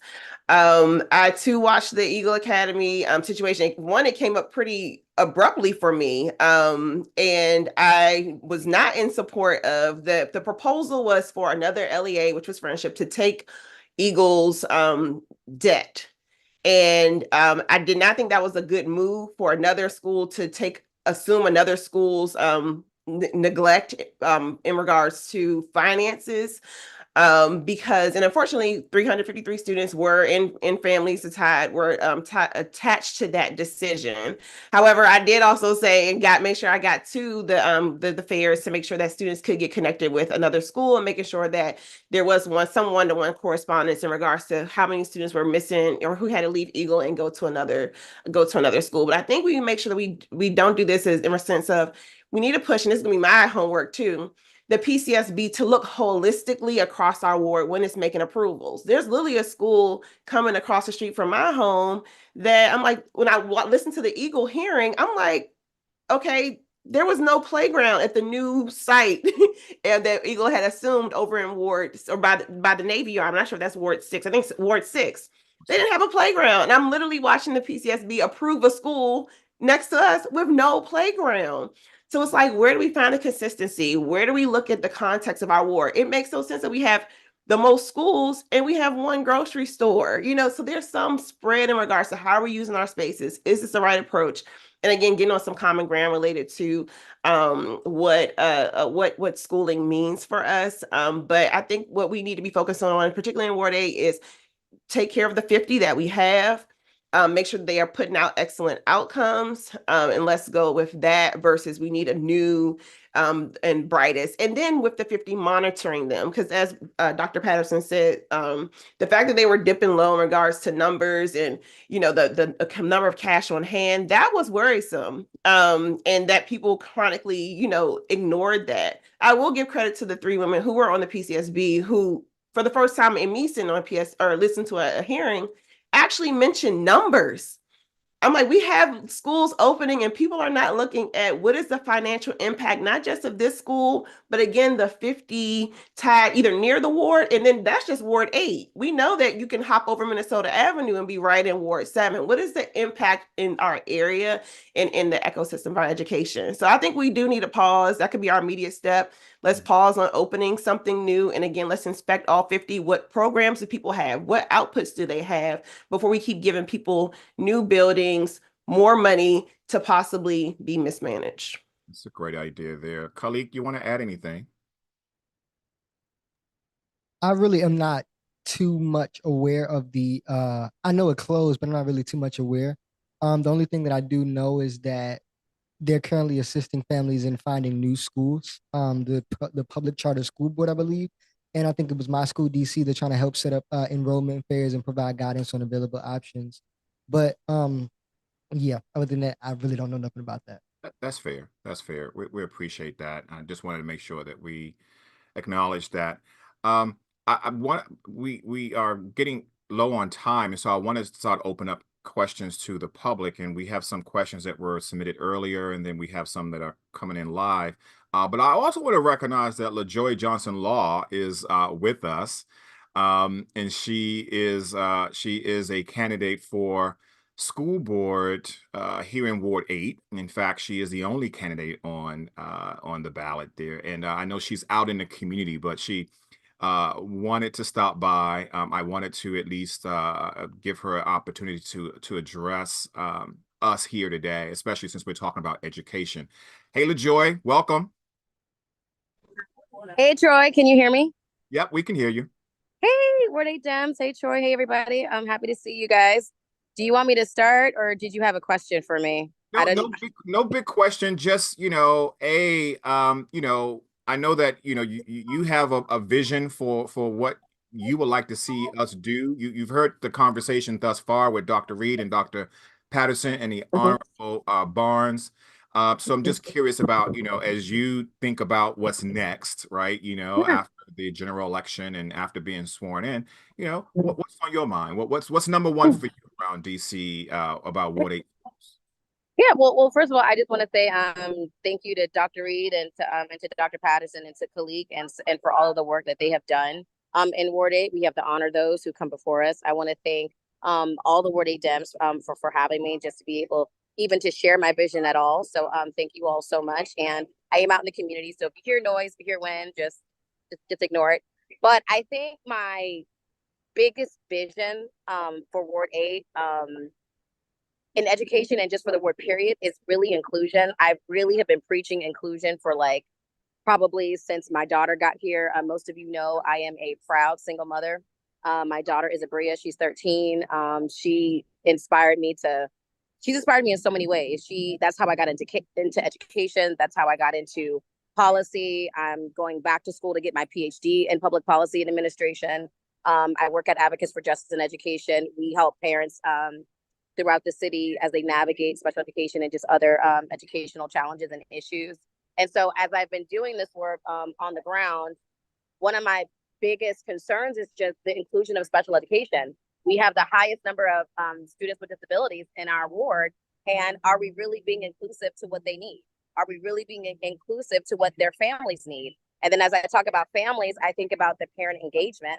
And I think about, are our families represented? Are our families heard? I see Wanda. Are you coming over to me? I'm live. Okay. Sorry, guys. Y'all want to say hi to Wanda? I mean, she's Good morning, good afternoon. I'll be back on.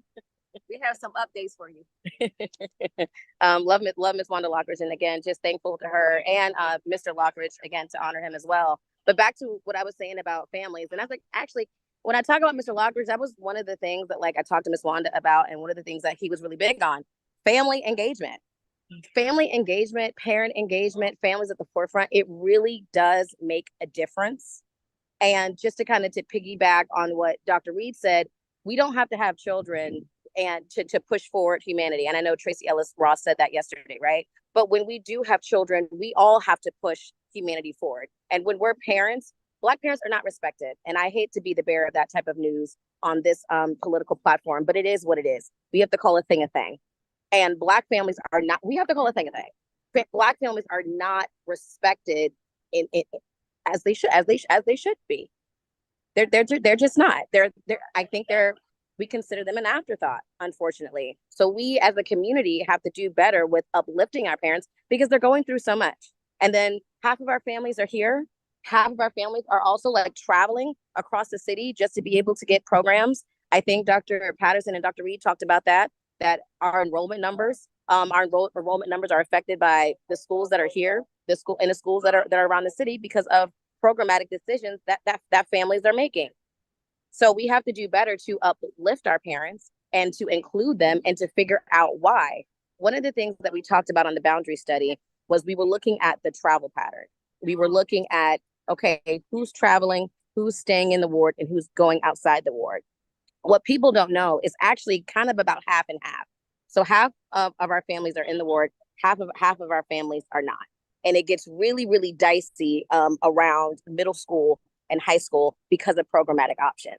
But again, we have to be able to include our families to talk about those things, to talk about those policy decisions, to talk about enrollment, to just give a different perspective. Everybody has an amazing, beautiful perspective, and they all should be uplifted. And my vision is that we will do a better job of being inclusive of different perspectives and to uplift that in our Ward 8 education community. There's a lot more, but I think I'll just stick there for the moment. Yeah. That's great. I think what you've shared with us is important. I love, and I know those who are listening to this love, this idea of engaging with parents, right? Having parents engage around the curriculum and engage in the schools. I mean, that's what we've been talking about this entire, town hall. And so we know that you're a parent and that you will bring that voice to the school board when you get there, because we're already speaking it into existence. And so, and then you'll be there, of course, with at-large member from Ward 8, Dr. Jacque Patterson.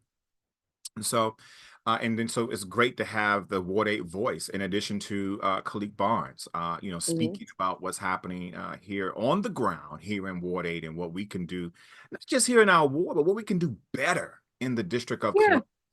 So appreciate you being here. I know you're out in the community. Thank you again for hopping on. I wanted to make sure that we got a chance to engage with you on this call. Thank you so much, Troy. Thank you to the Ward 8 Dems. Again, if you guys need anything, please just don't hesitate to reach out. It could be an education question, a Ward 8 question. It doesn't matter. I'm just really here to serve. And again, thank y'all so much. We appreciate that, and we'll see you on the ballot, of course, as well as Dr. Patterson for November. Let's get to what I want to ask is that we do like really quick responses, just because of the nature of where we are timing wise. And plus, Dr. Reid and I got a game to get to, because the real HU will prevail. Uh, but I want to ask about UDC. Any of you can jump in there. I want to ask about UDC. We have a satellite campus here in our ward. Can they do anything better? Can we do anything better to engage UDC and engage them, really integrate them into the education system here in our ward? I mean, I personally know that UDC has done amazing work with Anacostia High School and Kramer Middle School related to hydroponics, which I don't know if our students would necessarily be exposed to how to grow your own, and looking at the economy, or I'm sorry, the agriculture related to Ward 8, because that is a pretty it's a pressing issue related to how we grow our own, and then it's in relation to like business, et cetera, economy. So they have been a wonderful partner.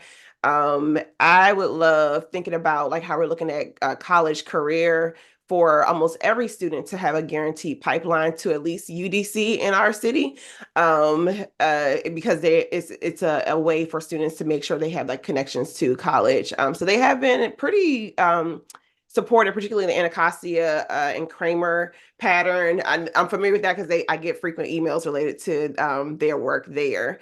But yeah, I mean, I think you're also hitting on the adult education and then just pathway again between, college career. And I think they are amazing bridge and opportunity for that.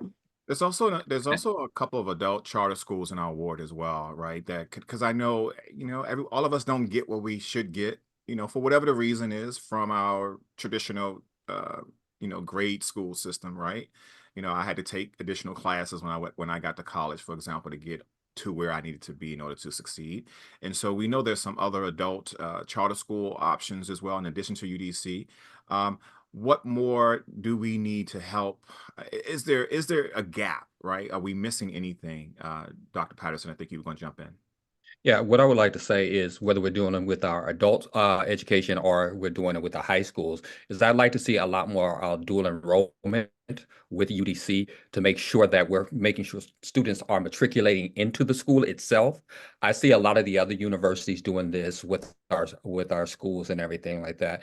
That makes them seem more prestigious, but we really want to start directing our children toward we have a community college. We created that community college to be that gap for those students. We also have UDC proper. And I want to make sure that we're doing a lot more dual enrollment so that children are having the opportunity to take courses through UDC at a high school level, or if they're an adult level, that they're also getting those college credits at the same exact time. I don't think we do enough in partnership with UDC in those particular areas, so that a person, you may not only be getting a certification, but you're also getting your first associate degree, which is important to a lot of people and everything like that, both on the high school level and at the level where we're having a lot of adult education. If we can do that in the partnerships, that would be outstanding.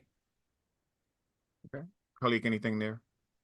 And I also think that UDC's expertise in areas like urban planning and education and public health can be tapped to support community-driven projects in Ward 8.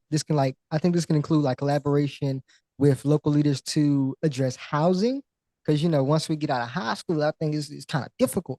So I think housing and public health challenges could be definitely something that UDC can offer us. And I think UDC definitely has law school and business school to offer. So I think that, tapping it back to what Dr. Patterson had to say, that can also help us, because with the offering services such as like legal aid or business counseling to, Ward 8 students and residents. Has the district fully recovered or rebounded from the COVID learning loss? No, I'll just say that, just quite frankly, no. We still have students that our attendance is as Dr. Reid knows, it is crisis level. We're all trying to figure out what attendance and absenteeism looks like. We're still not seeing the same, although we've grown. We still have not reached the population of students that we were supposed to have coming out that we had pre-COVID now. So there are still some problems there, and so no, we have not. Yeah, and it's like I mean, I'm not trying to let DC off the hook. It's a national crisis. I remember I was sitting next to chief financial officer for a rural school district in Alabama, like less than 2,000 students. And he also was like, yeah, like students don't want to come to school anymore. And it was just kind of like, whoa, like what is happening? Like So I the think it's an adults, they don't opportunity. want to work anymore. They don't want to go. Yeah, it's like something happened related to like just, the value of education, the perspective of education. Can I do the same thing without going the traditional school route? So I think it's calling us on the carpet.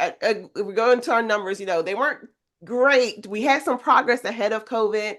And then COVID hit. We also have to be mindful that it was literally traumatic. I personally lost someone very close. So, but it's an opportunity, like everybody was talking about, we were all in virtual, let's rethink education. And then there has been no rethinking. I have not seen anything innovative. Maybe, the high dosage tutoring has been one that people are pushing really hard at the moment. But outside of that, like what innovations in education have we talked about? When I first came in contact with Calique more personally, he was like, hey, how are we advocating for vocational opportunities? So I think, what will attract students? One, set the expectation. As a student, your job is to go to school. And parents, we need to emphasize that, and community members emphasize that. But on the other side, how do we make education feel valuable? That it's like, wait, like you said, Troy, we were raised. My mother was not at home for me to go, like telling me to go to school. It was just ingrained in me that was my responsibility to go to school. So how do we create that motivation inside of our students to say, you know what, this is my pathway, this is my key to whatever I want to be in life. I have to make, check this mark, get this box, and make sure that it's actually something that's meaningful and will actually prepare me.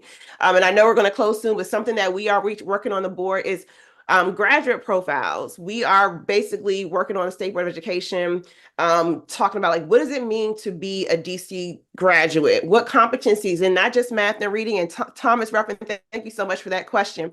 We do value our academic outcomes, but what else besides math and reading make you a DC resident or, DC graduate? What are those values that we agree as DC residents that our students should be, and experiences that our students should be encountering? So I'm going to make sure that the Ward 8 Dems, and make sure Troy hold me to this, that you all get the survey so that Ward 8 can get information to OSSI about what we value, because I think that's sometimes where that disconnect comes, is other people are saying, this is what we value, and they're inputting their values on us. So let's, get loud and proud and say, this is what Ward 8 values being a good neighbor.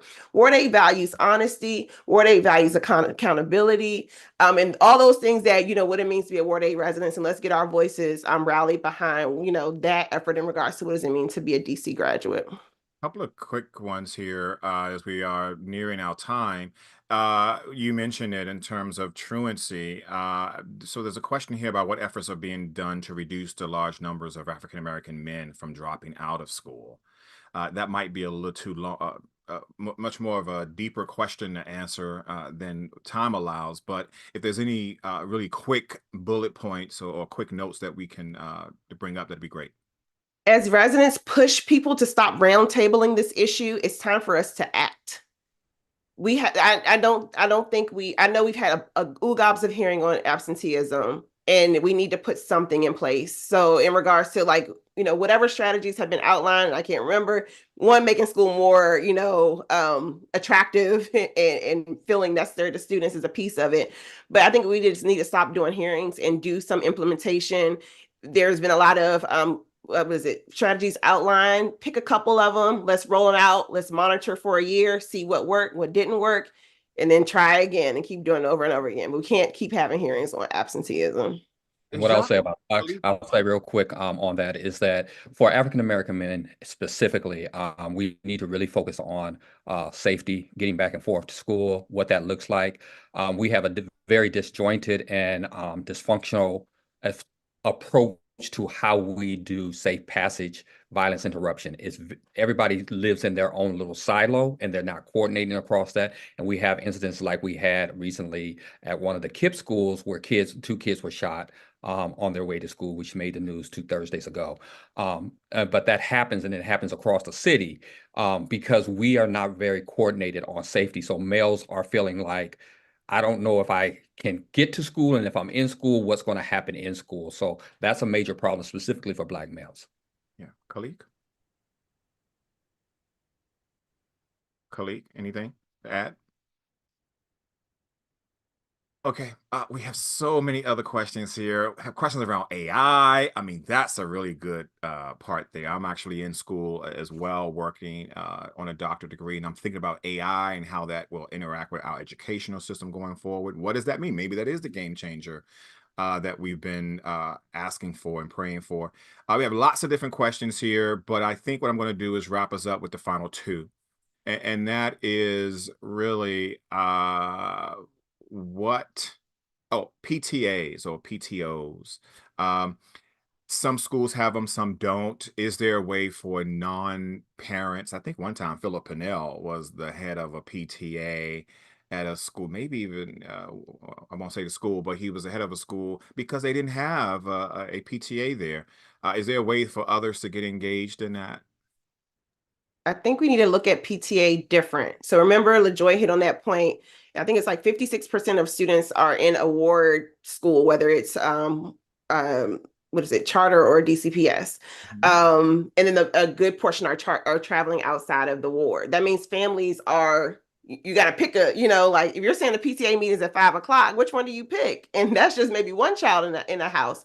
So if I would love people to reach out for more information about like CARE and Anacostia and the Wardy Education Council. But I think maybe thinking about it, talking about innovation, we should be thinking more community-based, I believe, in relation to PTO. And I know CARE and Anacostia, and they're also doing work in Brookland, is working on a PTO, but it's more community-based across a feeder pattern where it's supporting 5 to 7 schools. Okay. Can we duplicate that effort in other, like, in our ward, so that we're not saying that a school is failing because they don't have a PTA with X amount of money? I've seen Jackson Reid, literally people gift a school to their PTA.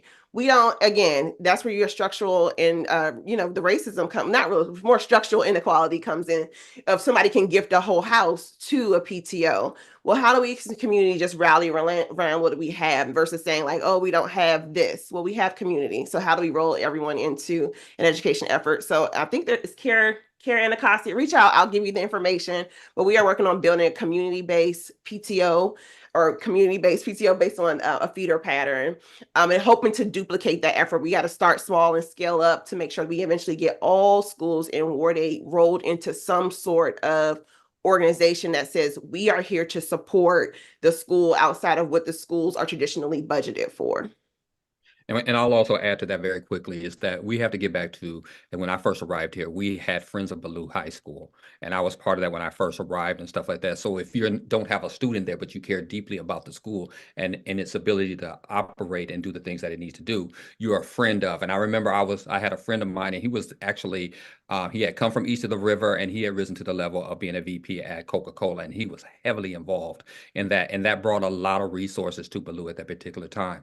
We need to continue our bring that back to the community because this happens uptown. I can tell you categorically that they have friends of certain schools, and they, as Dr. Reid has pointed out, they're funding things like teaching positions, working with their LSATs and stuff like that. They're using all of their other money that some of us don't always have or some of our parents don't have to really help their schools and to give them the resources that are not coming through the traditional ways of per pupil funding or anything else. So we have to get back to the point where we're creating friends of Ballou, friends of Anacostia, friends of all of our schools. We could just say friends of East of the River schools and really delve into making sure that they have the resources that are missing or that are not getting appropriated to our schools. You know, one of the things I remember when I was as a commissioner and then as a chairman is that, you know, when developers were here and they wanted to see how can they help, I was Exactly. always pointing them Exactly. toward schools, Anacostia, and, you know, because that was part of my ANC. But then also some Exactly. Savoy, you know, some of Uh-huh. Ketchup, you know, some of our schools that had great needs. And so Kramer Right. as well, you know, here in Anacostia, which is the area that I represented. I'm not trying to, you know, slight any other school. But yeah, but I think that's one way that we can certainly do that. You guys have been very generous with your time. I know I've kept you 4 more minutes than we should have, and so I'll allow you all to close out with any comments, and of course to provide a way for the the residents to reach you? Dr. Reid, you can go first. Okay, yes. I'm a So little person. I okay, I'm Dr. Carlene Reid. I'm your Ward 8 State Board of Education rep until December. You got to meet LaJoy Johnson Law, which will be sworn in January. However, if you reach out to me, I'll make sure it gets to her. But in regards to, I just want to close out and how I started, making sure that we love up on our Ward 8 schools, support our Ward 8 schools, look at the numbers and say, how can I, start within your home to support, the needs of our educational system. And don't count Ward 8 out when you're making your education decisions, because we need the talent, we need the family, we need the community aspect, all rallied related to our schools, and not separate and segregate ourselves from one another. That makes community. I think if we rally with one another, that makes our schools safer. Our students might feel like they don't need to, bully, attack, fight one another, because that's the same student who's your next door neighbor. What I would also like to close out is, again, I would love for everyone, I'll make sure the Ward 8 Dems has this to get it blasted out, is to really follow up with that graduate profile. What do you believe are the competencies that every student should have or be to say that they are a DC graduate? Because I think that will help us set the tone, and it shows what Ward 8 values.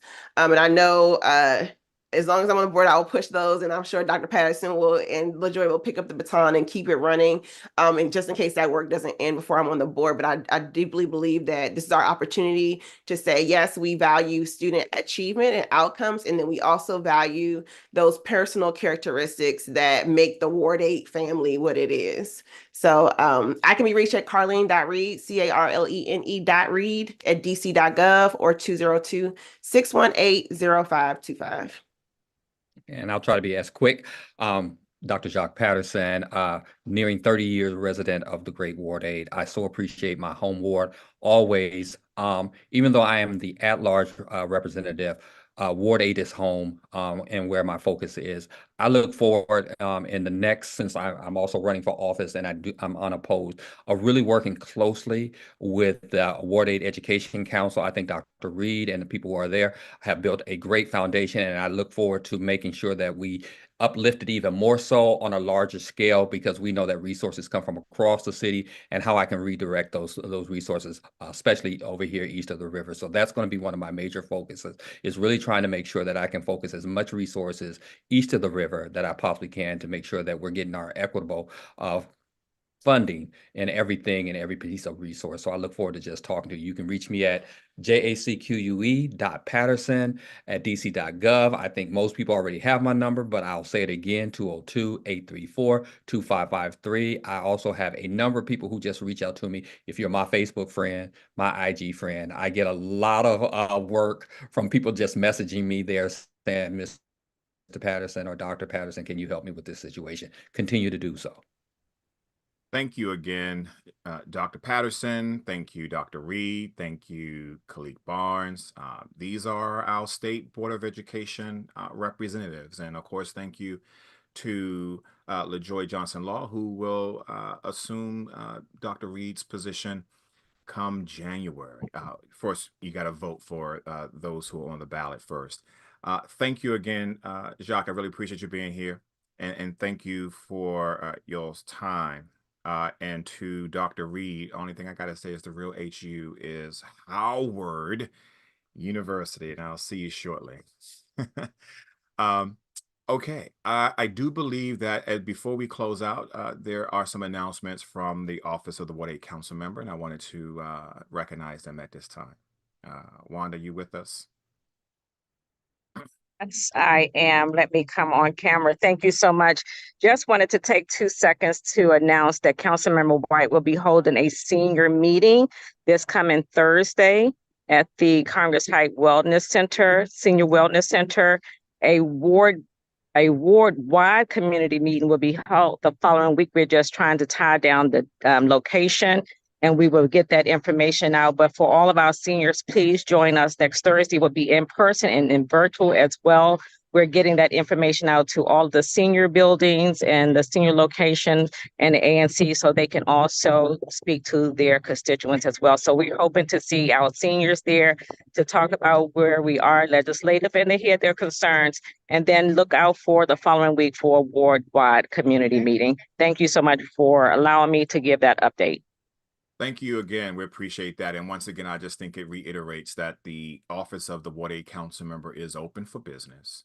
And if there are any issues or concerns that you had before and if you have them now, you should reach out to that office as they are open and ready to receive whatever needs that you have. If you missed our statement earlier about where we are in this election cycle, I invite you to watch this again. This will be posted over the next couple of days. Right now, it is on the Ward 8 Democrats YouTube page, and we'll probably do some snippets so people can see things a little better that way as well. But I do want to just thank everybody for hopping on the call today. Thank you for the work of our state Board of Education. Is not easy. As you know, they are more of an advisory board, but they are still as important because they represent our voice.